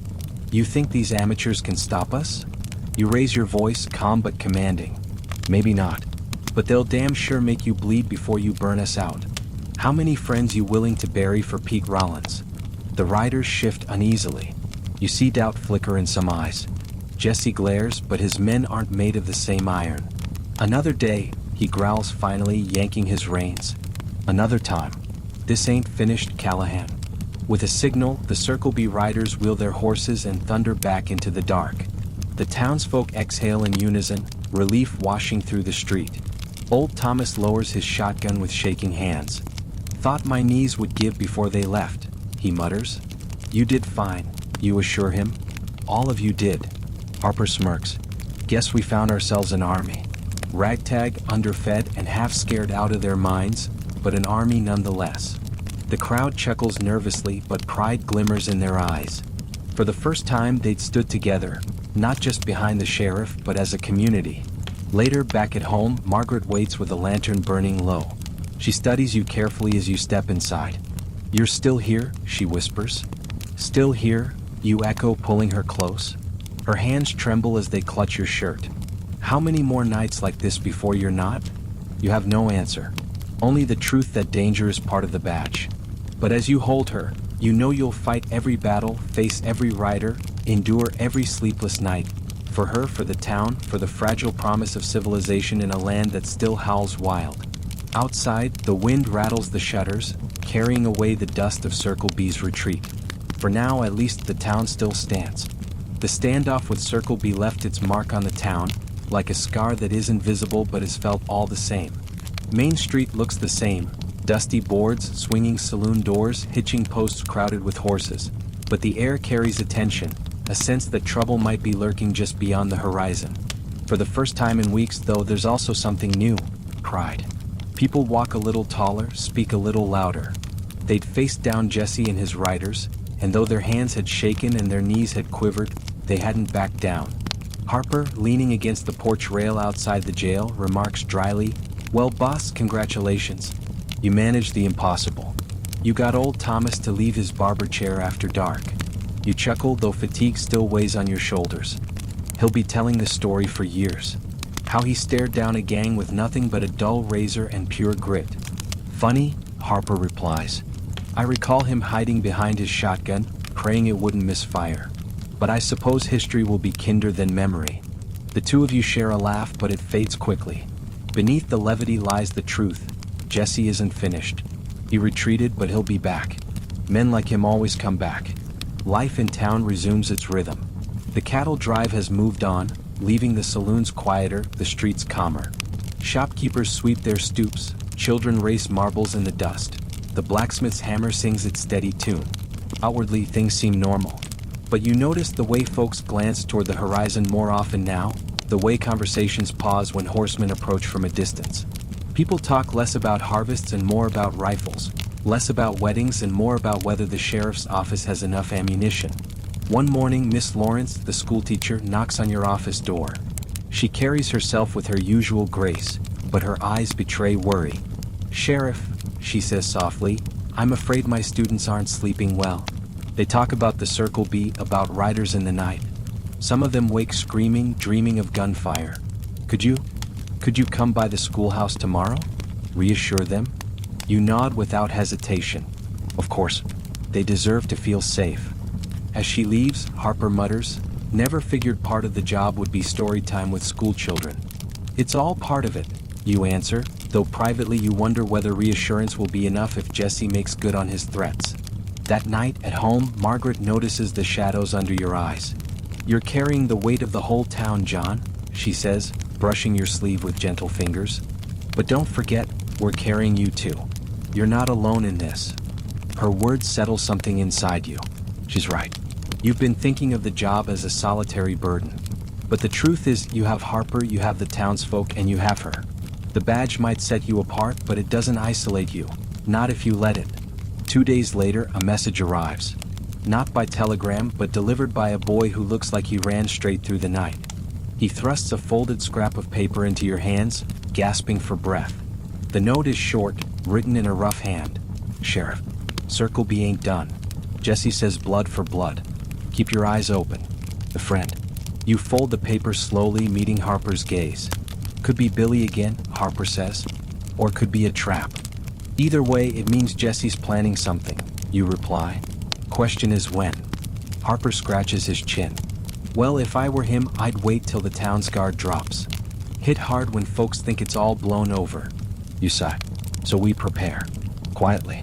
No sense stirring panic. Preparation takes many forms. You spend afternoons drilling your temporary deputies, making sure they can shoot straight and hold a line if need be. Harper scrounges supplies, oiling every rifle and revolver you can find. The blacksmith, eager to contribute, reforges old tools into makeshift weapons. Even the church ladies start organizing food stores, just in case. One evening, while checking the locks on the jailhouse, Harper grins. "Never thought I'd see the day Mrs. Henderson handed me a basket of biscuits and told me to eat up so I'd be strong enough to shoot rustlers." "Miracles happen," you reply, managing a smile. And yet, not all moments are grim. Humor finds its way in, as it always does. During one training session, old Thomas tries to demonstrate his speed with a pistol, only to have the weapon misfire and blow the hat clean off the Swenson brothers' mule. The mule, startled, bolts straight through Main Street, scattering laundry, chickens, and one very surprised preacher. By the time you and Harper calm the chaos, the whole town is laughing. It's absurd, ridiculous, and desperately needed. Laughter, after all, is its own kind of courage. Still, beneath the laughter, beneath the fragile peace, a storm brews. You can feel it in the way the nights grow quieter, the stars sharper, as if the land itself is bracing for what's coming. And you know Jesse won't stay in the shadows forever. When he rides again, it will be to finish what he started. And this time you'll need more than luck, more than authority. You'll need every ounce of wit, grit, and faith the badge demands. Morning in Kansas always carries a certain stillness. The light is sharp, the air crisp, and for a fleeting moment you could almost believe the world is at peace. Almost. Because beneath that stillness, you can feel it. The tension winding tighter with every passing day. Jesse and the Circle B are out there, waiting. You ride the edge of town with Harper, surveying the land. The prairie stretches wide and endless, offering no comfort. Trouble could come from any direction, and you wouldn't see it until it was nearly on you. Harper squints against the sun. If Jesse's planning something, he'll wait till nightfall. Rustlers always think darkness gives them the advantage. Maybe, you reply, scanning the horizon. Or maybe he'll come in broad daylight when everyone least expects it. Harper snorts. Then let's expect it both ways. Back in town, the people sense the unease. The saloons aren't as noisy, and the laughter that does escape their swinging doors feels forced. Even the children play closer to home, their games subdued. Miss Lawrence holds her school lessons with one ear tuned to the street outside. The merchants keep shotguns under their counters, hidden but ready. Mayor Peton, true to form, wrings his hands more than he helps. "Sheriff," he says one afternoon, catching you outside the general store. "All this talk of trouble is bad for business. Folks are scared. They'll stop spending, and then where will we be?" "Alive," you reply flatly. "Alive and safe. That's worth more than a few coins, Mayor." He doesn't argue, but you can see from his pinched expression that he doesn't agree either. Peton thinks like a merchant. You need to think like a lawman. The Circle B doesn't come immediately. Days pass. Then a week. It would almost be easy to believe Jesse has given up. But you've been a soldier. You know better. The silence before battle is often the loudest sound of all. Late one night, Billy Reed, the young cowboy who's been your reluctant informant, shows up at your office. He looks haggard, as if sleep hasn't found him in days. "Sheriff," he says quietly, "they're gathering. Jesse's bringing men in from other outfits. Desperate ones. Outlaws, drifters. They're planning to hit the town. Not just scare it. Take it." You study him, searching for signs of deceit. "Why tell me this, Billy?" "You ride with them." "Not by choice," he mutters. "Circle B took me in when I was just a boy. My pa drank himself to death, my ma couldn't feed us. Jesse gave me work. But I'm not blind. He's leading us to ruin. And I won't see this town burned for his pride." It's the most honest you've ever heard him sound. Harper leans forward in his chair, voice sharp. "When?" Billy swallows. "Soon. Maybe tonight, maybe tomorrow. Depends when all the men arrive." You nod slowly. Then we're out of time. The town council meets in emergency session that evening. The general store is packed wall to wall. Merchants, saloon owners, church elders, even the blacksmith with soot still on his arms. The air buzzes with fear and determination. You stand before them, laying it plain. Jesse and the Circle B mean to attack. Not a raid, not a warning. They want control. If we give an inch, they'll take everything. So we hold. Together. Some voices protest. Merchants worried about their shops, farmers worried about their fields. But Margaret, sitting quietly in the back, rises to speak. "We came west to build something lasting. To make a home. If we run now, if we cower, we lose everything. My husband wears the badge, but this fight belongs to all of us." The room falls silent, her words heavier than iron. One by one, people nod. Resolve replaces fear. Preparations begin immediately. Barricades are built at each end of Main Street, wagons chained together and reinforced with planks. Buckets of water are stationed near every building in case of fire. The church bell will serve as an alarm. Harper trains the volunteers, drilling them with shotguns and rifles until their shoulders ache. Old Thomas, despite his age, shows surprising skill, outshooting younger men and earning a cheer when he smirks. "Guess shaving faces all these years steadied my hand." Even the saloon girls contribute, filling sandbags and serving food to the exhausted men. Betsy, the girl who once rolled her eyes at cowboy brawls, remarks dryly, "Never thought my best defense against trouble would be a shovel instead of a smile." The tension lightens, if only for a moment. Humor is a bomb, and laughter spreads quicker than fear when folks are side by side, working toward survival. That night, you walk the length of Main Street, the barricades casting long shadows in the moonlight. The town is transformed, no longer just a scattering of buildings but a fortress of sorts. Ordinary people turn defenders. Harper joins you, his voice low. "Funny, ain't it? We used to worry about drunk cowboys and tax collections.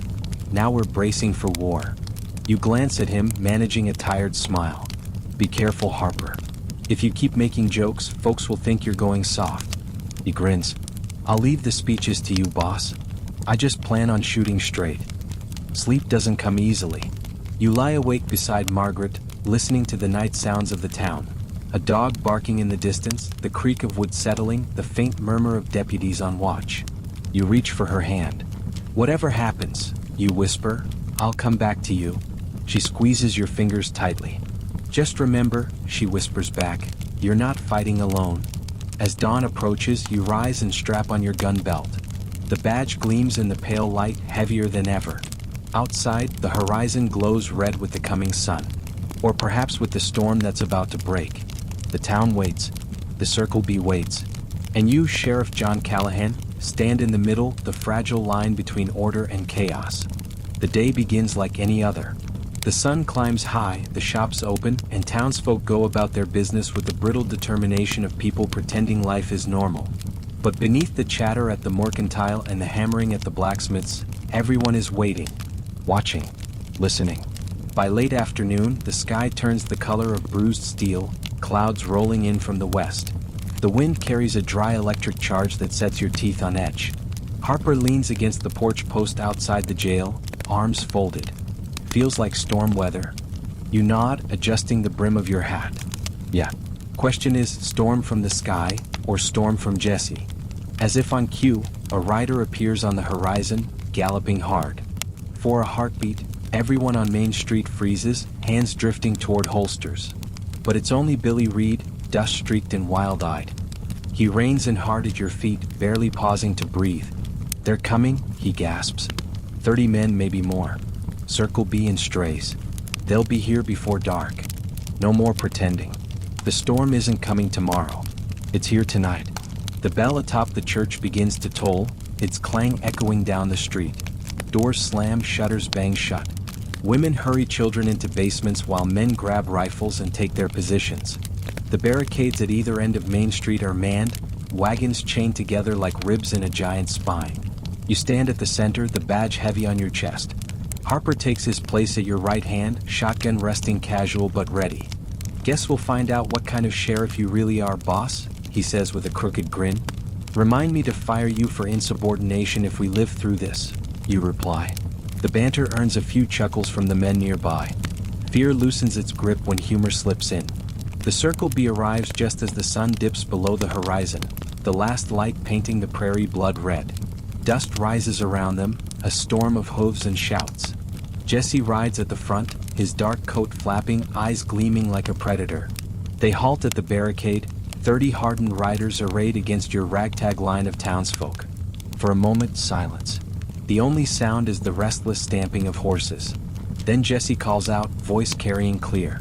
"Sheriff Callahan, you've got something belongs to me, respect I never gave and land I aim to take. Step aside and maybe I'll let your fine town live." You step forward, hand steady, voice even. "This town doesn't belong to you, Jesse. It belongs to its people. If you want it, you'll have to ride through every one of us." A murmur of agreement ripples through the defenders. Jesse's smile turns thin. "So be it." He raises his hand. "Boys, ride." The first charge crashes against the barricade like thunder. Gunfire erupts, shattering the twilight.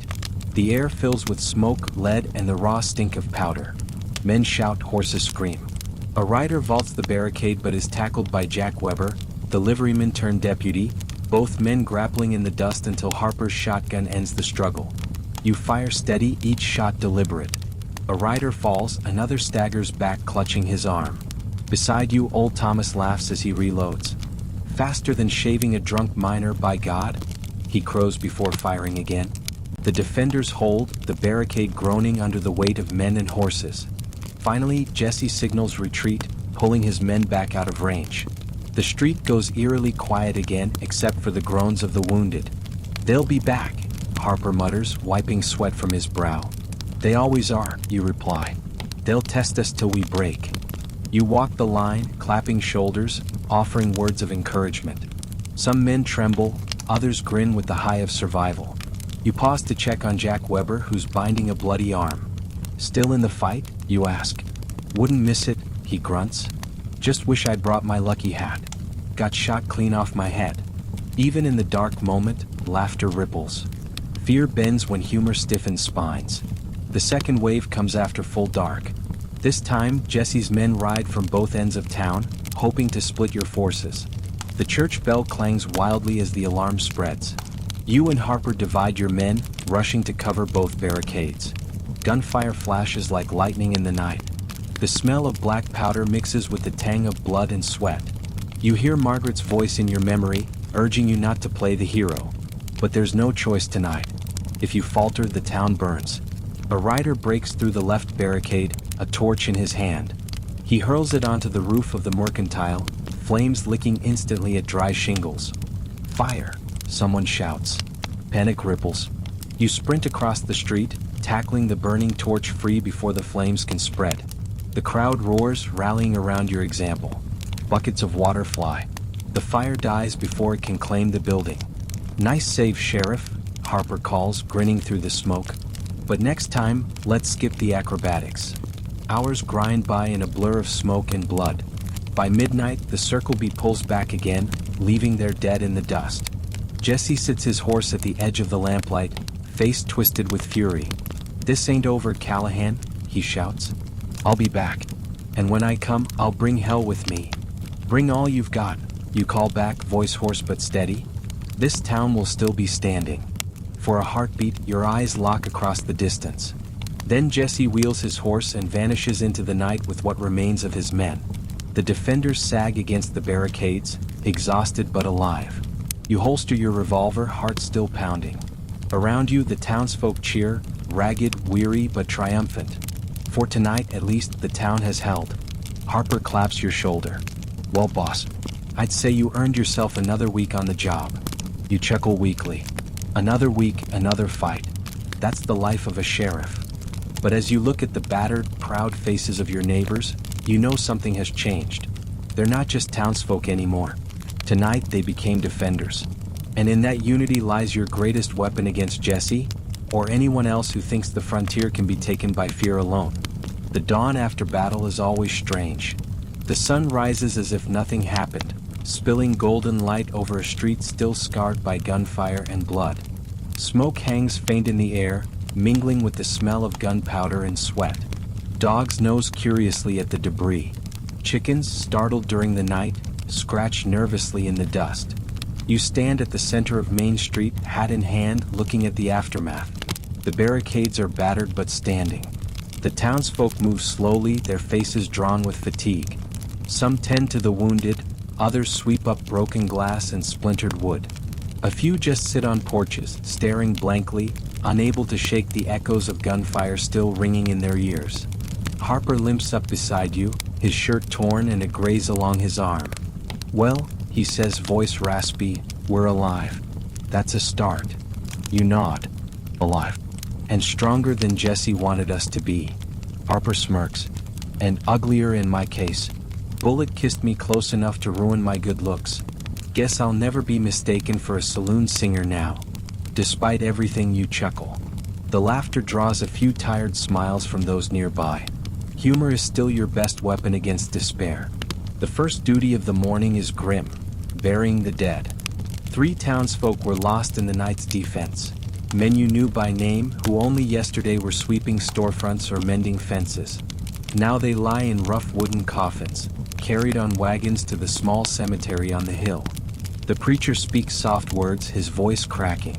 The wives and children left behind weep quietly. You stand with your hat over your heart, guilt pressing heavy. You'd promised to protect them, and though the town still stands, Some lives were the price of survival. Harper senses your thoughts. You can't hold the whole world on your shoulders, boss. Men make their choices. They stood beside you because they believed it mattered. I know, you say quietly, but knowing doesn't make it easier. The wounded rest in the saloon, which has been turned into a makeshift infirmary. Dr. Reynolds moves briskly among them, his spectacles fogged, his hands stained but steady. He waves you over. They'll live, he mutters, gesturing to the men with bandaged limbs. But they'll carry scars, some more visible than others. One young man, no older than 20, grips your hand weakly. Did we win, Sheriff? He asks. His eyes search yours for reassurance. You squeeze his fingers. We held. That's what matters. A faint smile crosses his face before exhaustion pulls him back into uneasy sleep. By afternoon, the town gathers in the church for a council meeting. The air is thick with conflicting emotions. Grief, pride, fear, determination. Mayor Peton, for once, looks less like a blustering politician and more like a frightened man. We can't survive another attack, he declares, wiping sweat from his brow. Jesse will come back, and next time he'll bring twice the men. We should consider running? Harper interrupts sharply. Packing up and handing this town over without a fight? Peton bristles. I'm talking about prudence. Margaret stands from the back pew, her voice calm but firm. Prudence doesn't build a future. Courage does. We came here to make a life, not to surrender it the moment danger comes knocking. Her words ripple through the crowd like a spark. The townsfolk murmur in agreement, some pounding fists on pews. Peton, outnumbered, slumps back in his seat. You step forward, letting your voice carry. We held Jesse once. We can do it again. But not by chance. We need walls. We need supplies. We need each other. Jesse's not just testing me.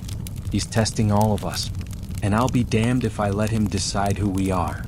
The room erupts in applause, ragged but real. For the first time since last night, hope shines in their eyes. That evening, you and Harper walk the town, checking repairs. The blacksmith has already reforged nails for stronger barricades. The Swenson brothers haul lumber to shore up weak spots. Even children carry buckets of water for the workers, proud to help. Looks like you've got yourself an army, Harper says with a crooked grin. An army of farmers and shopkeepers, you reply. Best kind, he answers. They're not fighting for pay. They're fighting for home. Later, on the porch at home, Margaret sits beside you, her hand resting over yours. The lavender scent from the bottle you'd given her still lingers faintly in the air. She studies your face, the lines deeper now, the weight heavier. You're carrying them, John, she says softly. All of them. And they're carrying you. You lean back, listening to the crickets in the grass and the faint piano drifting from the saloon. I just hope we can carry each other long enough. Margaret turns, her eyes shining with fierce determination. We will. Because we have to. But beyond the calm of your porch, far across the prairie, Jesse sits by a fire with his surviving men. His face is dark with rage, his pride wounded deeper than any bullet. They think they've won, he growls, slamming his fist into the dirt. But we're not done. Not by a damn sight. Next time we'll burn that town to ashes. His men nod grimly, the firelight glinting off their eyes. Jesse's storm isn't spent. It's only gathering strength. And you, Sheriff Callahan, know deep down that the battle for your town isn't over. Last night was just the beginning. The days after the raid settle into a rhythm of rebuilding. Hammer blows echo down Main Street as windows are replaced, doors rehung, and bullet holes patched. Life pushes forward, stubborn as prairie grass after a fire. Yet beneath the clatter of hammers and the chatter of merchants, there's an unease no one can quite shake. Everyone knows Jesse isn't gone. Harper voices it first, standing at the jail window as he cleans his rifle. Boss, men like Jesse don't slink off after losing. They stew. They plot. And when they come back, it ain't with less firepower. You nod, pouring coffee into tin mugs. I've been thinking the same. Which means we don't wait. We watch. Billy Reed becomes your reluctant scout. He's nervous, always glancing over his shoulder as if Jesse's eyes might be on him from the next shadow, but he knows the circle'll be better than anyone left standing in town. Jesse's regrouping, Billy says one night, voice low as you and Harper huddle around a lantern in the jail. Pulled in a few outlaws from the territories, men who've got nothing to lose. He's not just planning another raid. He wants to bleed the town slow. Rustle cattle, burn fields, pick off travelers. Break your people's will before the next big push. You lean back, the weight of his words settling heavy. So he's shifting from war to sabotage. Billy nods. It's what he does. When he can't win straight, he wins crooked. Harper mutters, guess we'll be spending our nights chasing shadows. The first sign comes sooner than expected.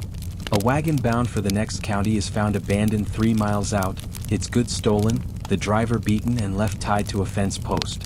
He survives, but barely. The second comes 2 nights later.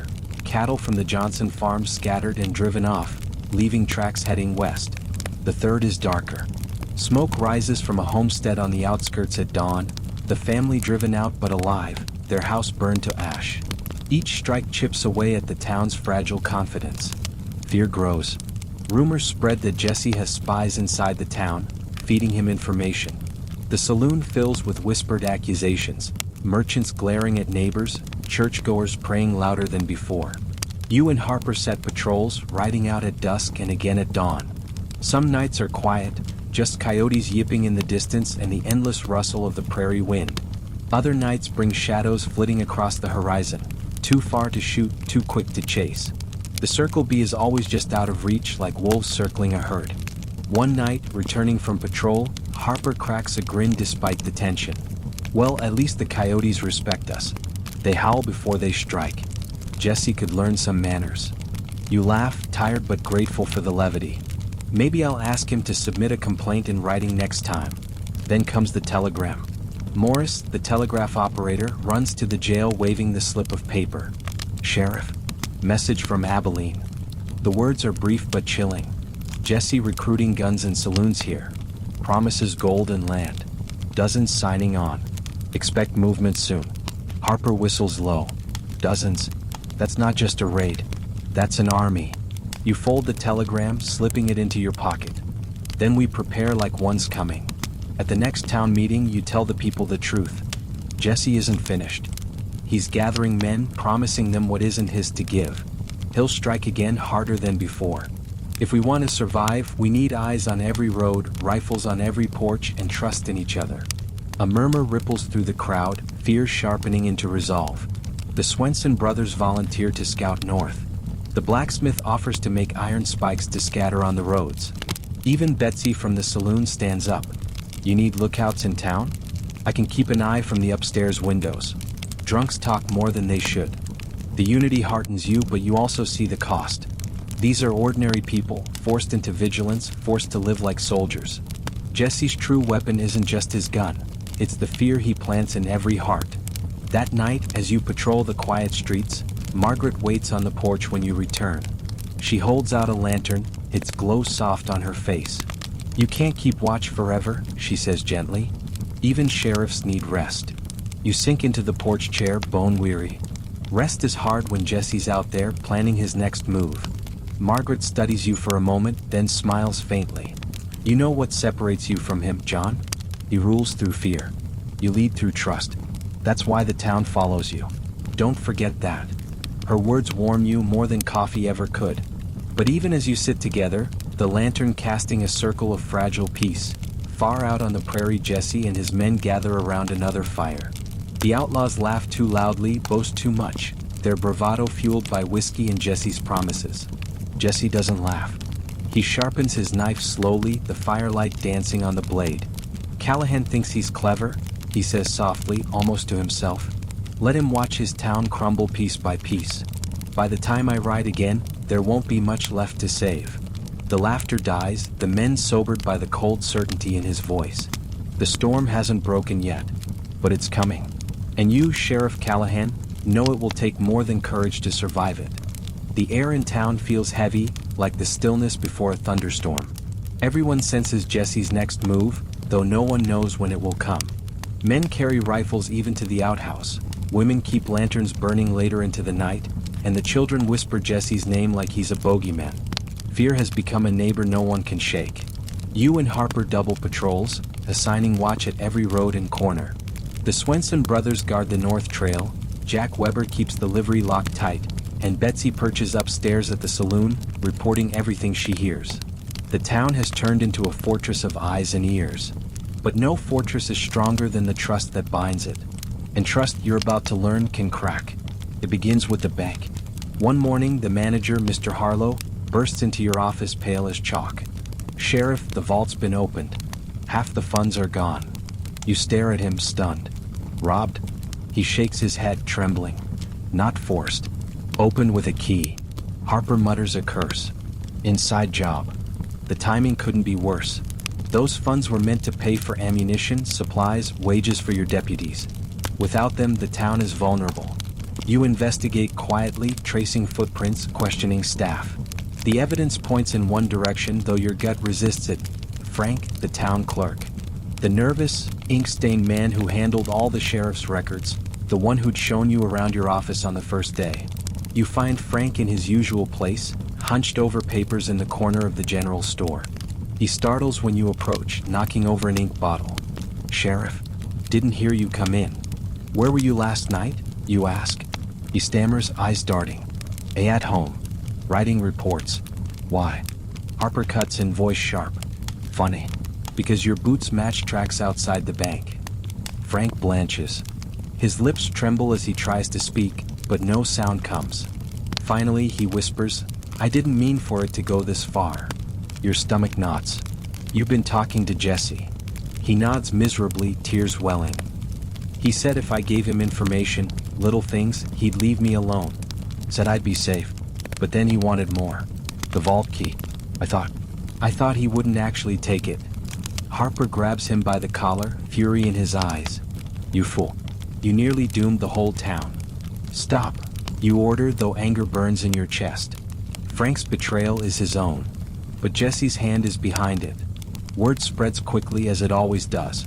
The townsfolk gather outside the jail, demanding justice. Some shout for Frank to hang. Others argue for mercy, saying fear drove him to it. You face them on the steps, voice steady though your heart pounds. "Frank betrayed us. That much is true. But we'll handle it by law, not by mob. He'll stand trial like any man."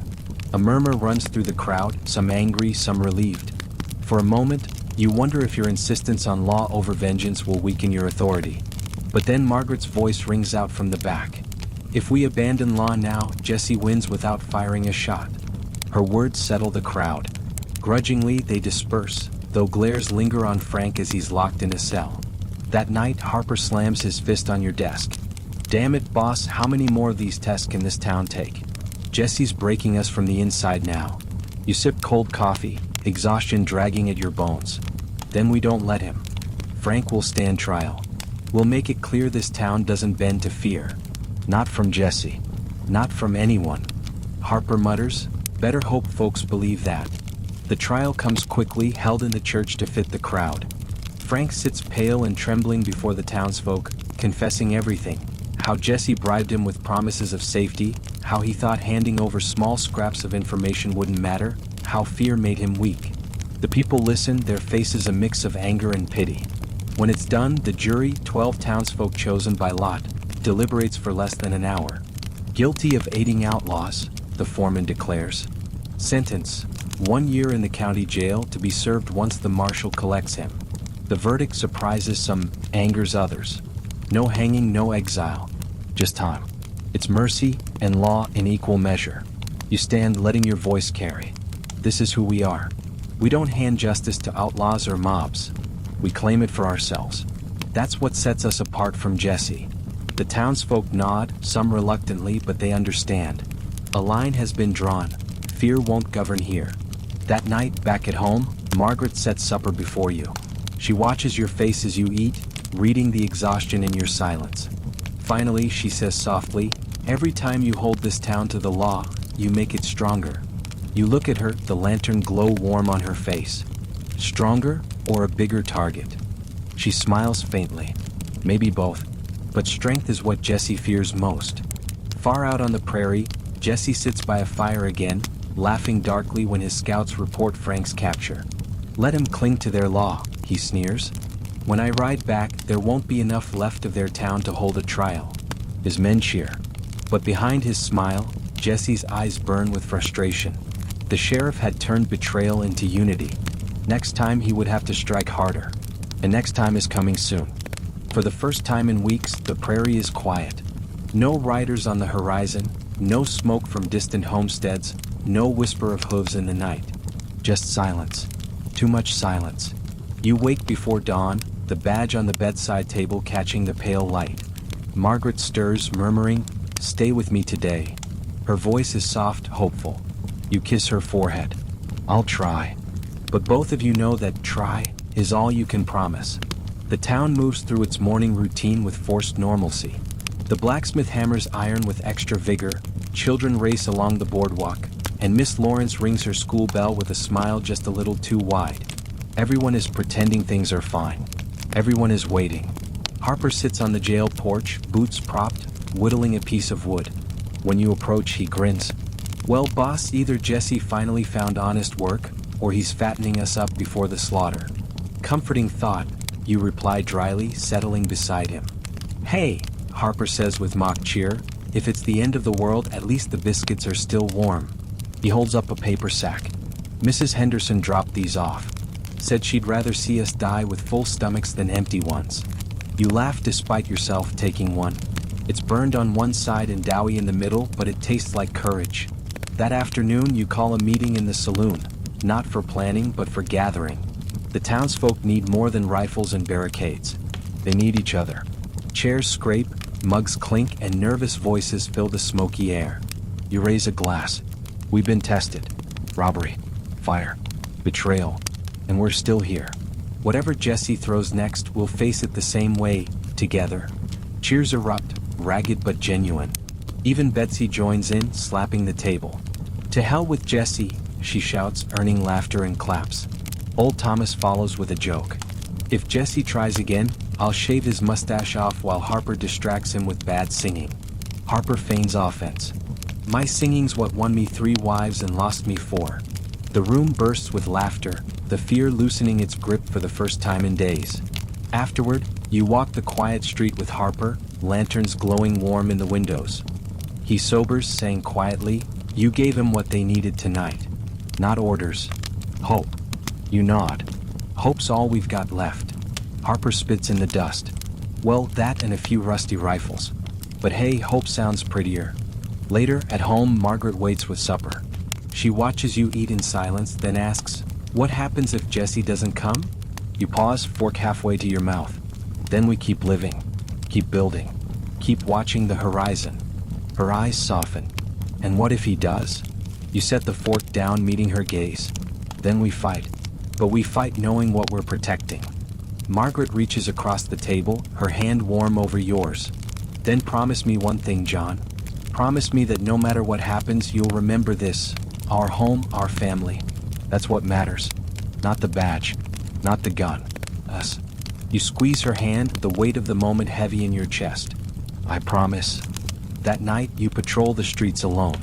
The town is quiet, lanterns dim, the air cool. From the church bell tower, the lookout nods. From the barricades, tired deputies stand watch, their silhouettes sharp against the starlit sky. The prairie stretches endless beyond, cloaked in darkness. Somewhere out there, Jesse gathers men, whispering promises of gold and revenge. Somewhere out there, an army waits. But here, in this fragile pocket of light, your town breathes together. Stronger. Ready. You pause in the middle of Main Street, listening to the crickets and the faint snore of a drunk sleeping it off by the saloon. For a fleeting moment, peace feels possible. Harper's words from earlier echo in your head. Hope sounds prettier. You let yourself believe it just for one night. Far across the prairie, Jesse sharpens his knife by firelight, his men restless with anticipation. Tomorrow they will ride. Tomorrow blood will fall. The storm is coming. And when it breaks, only one side will stand. Dawn breaks with a strange stillness. The prairie glows in muted gold, the grass shimmering under a thin mist. Main Street is quiet, almost too quiet, the town holding its breath. You stand outside the jail with Harper, the badge cold against your chest. "Today," Harper mutters, tightening his gun belt. "One way or another. You nod, eyes fixed on the horizon. One way or another. They come mid-morning, a dark line rising from the prairie, dust pluming like smoke. Jesse at the head, his coat black against the rising sun. Dozens ride with him, more than you'd hoped, fewer than you'd feared. Hardened men with rifles, bandanas covering faces, their shouts carrying across the plain. The townsfolk are ready. Barricades manned, rifles braced, buckets of water and sand stacked by doorways. The church bell tolls, its clang echoing like a heartbeat. Margaret stands on the porch, eyes fierce despite her fear. You meet her gaze, then turn back to face the storm. Jesse reins in his horse at the edge of town, sneering. Last chance, Callahan. Lay down that badge. Walk away. I'll let you live. You step forward, voice ringing clear. This badge doesn't belong to me. It belongs to this town. If you want it, you'll have to take it from all of us. Cheers rise from the barricades.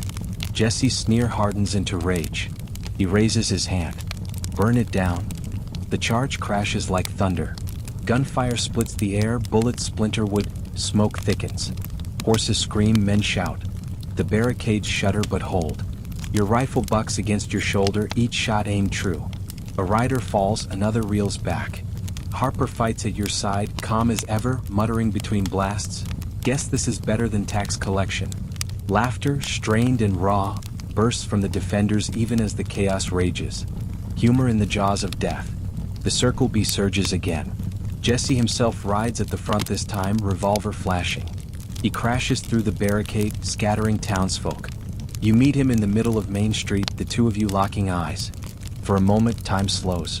Dust swirls, gunfire fades, and it's just you and Jesse, two men shaped by the frontier, standing on opposite sides of law and chaos. He raises his pistol. You draw. The shots crack almost together. Pain sears your arm, but Jesse staggers, blood blooming across his shoulder. He snarls, charging, knife flashing. You grapple in the dust, the world a blur of fists and fury. His blade slices past your ribs, hot blood soaking your shirt. You slam your fist into his jaw, hear the crack of bone. He laughs, teeth red with blood. You can't kill me, Sheriff. Men like me never die. You wrench his knife hand down, pinning it against the dirt. Then maybe you'll just rot. With a final heave, you throw him off. Harper's shotgun cocks behind you. End of the trail, Jesse. But you raise a hand. No. He stands trial. The townsfolk gather, rifles aimed, faces grim. Jesse spits blood in the dust, hatred burning in his eyes. But he's beaten. Chains clink as you lock him in irons, the badge on your chest heavier than ever. The rest scatter. Some captured, some fled into the prairie. By noon, silence falls again, broken only by groans of the wounded and the clatter of rebuilding. Smoke drifts lazily from shattered shingles. Main Street is scarred, but still standing. You slump against the barricade, bloodied but alive. Harper claps your shoulder, grinning through his exhaustion. Well, boss, reckon you've earned a nap. Reckon I have, you say, managing a tired laugh. That evening, the town gathers. Not to mourn, but to celebrate. Children chase each other across the street. Merchants sweep out broken glass. Betsy plays the piano in the saloon loud enough for everyone to hear. Life returns, stubborn as ever. Margaret finds you sitting on the porch, bandaged and weary. She kneels beside you, her hand warm in yours. You came back, she whispers. I promised, you answer, voice hoarse. And I aim to keep it. She smiles through tears, resting her head on your shoulder. Together, you watch the lanterns flicker to life across the street. Weeks pass. Jesse is hauled away by the territorial marshal, bound for trial in a distant city. The town breathes easier, though scars remain. Some buildings are never the same, some families never whole. Yet the people walk taller now. They know they stood together, and that knowledge can't be stolen. You return to your desk in the sheriff's office, the ledger open, paperwork stacked high. Harper drops into the chair opposite, boots on the desk. So, he drawls, after all that, back to fines, livestock ordinances, and drunks in the jail. You grin. The glamorous life of a sheriff. Late one night, long after the town sleeps, you sit alone on the porch. The prairie stretches wide and quiet, stars burning sharp overhead. You touch the badge, its weight familiar now, not just a burden but a reminder. The frontier is wild, dangerous, unforgiving. But it's also a place of beginnings. And here, in this dusty corner of Kansas, you've built something worth protecting. Not because of the badge, not because of the law, but because of the people who stood beside you when the storm came. As the night deepens, you close your eyes, letting the peace settle. Tomorrow will bring more disputes, more taxes, more noise. But tonight, the town is safe. And that's enough.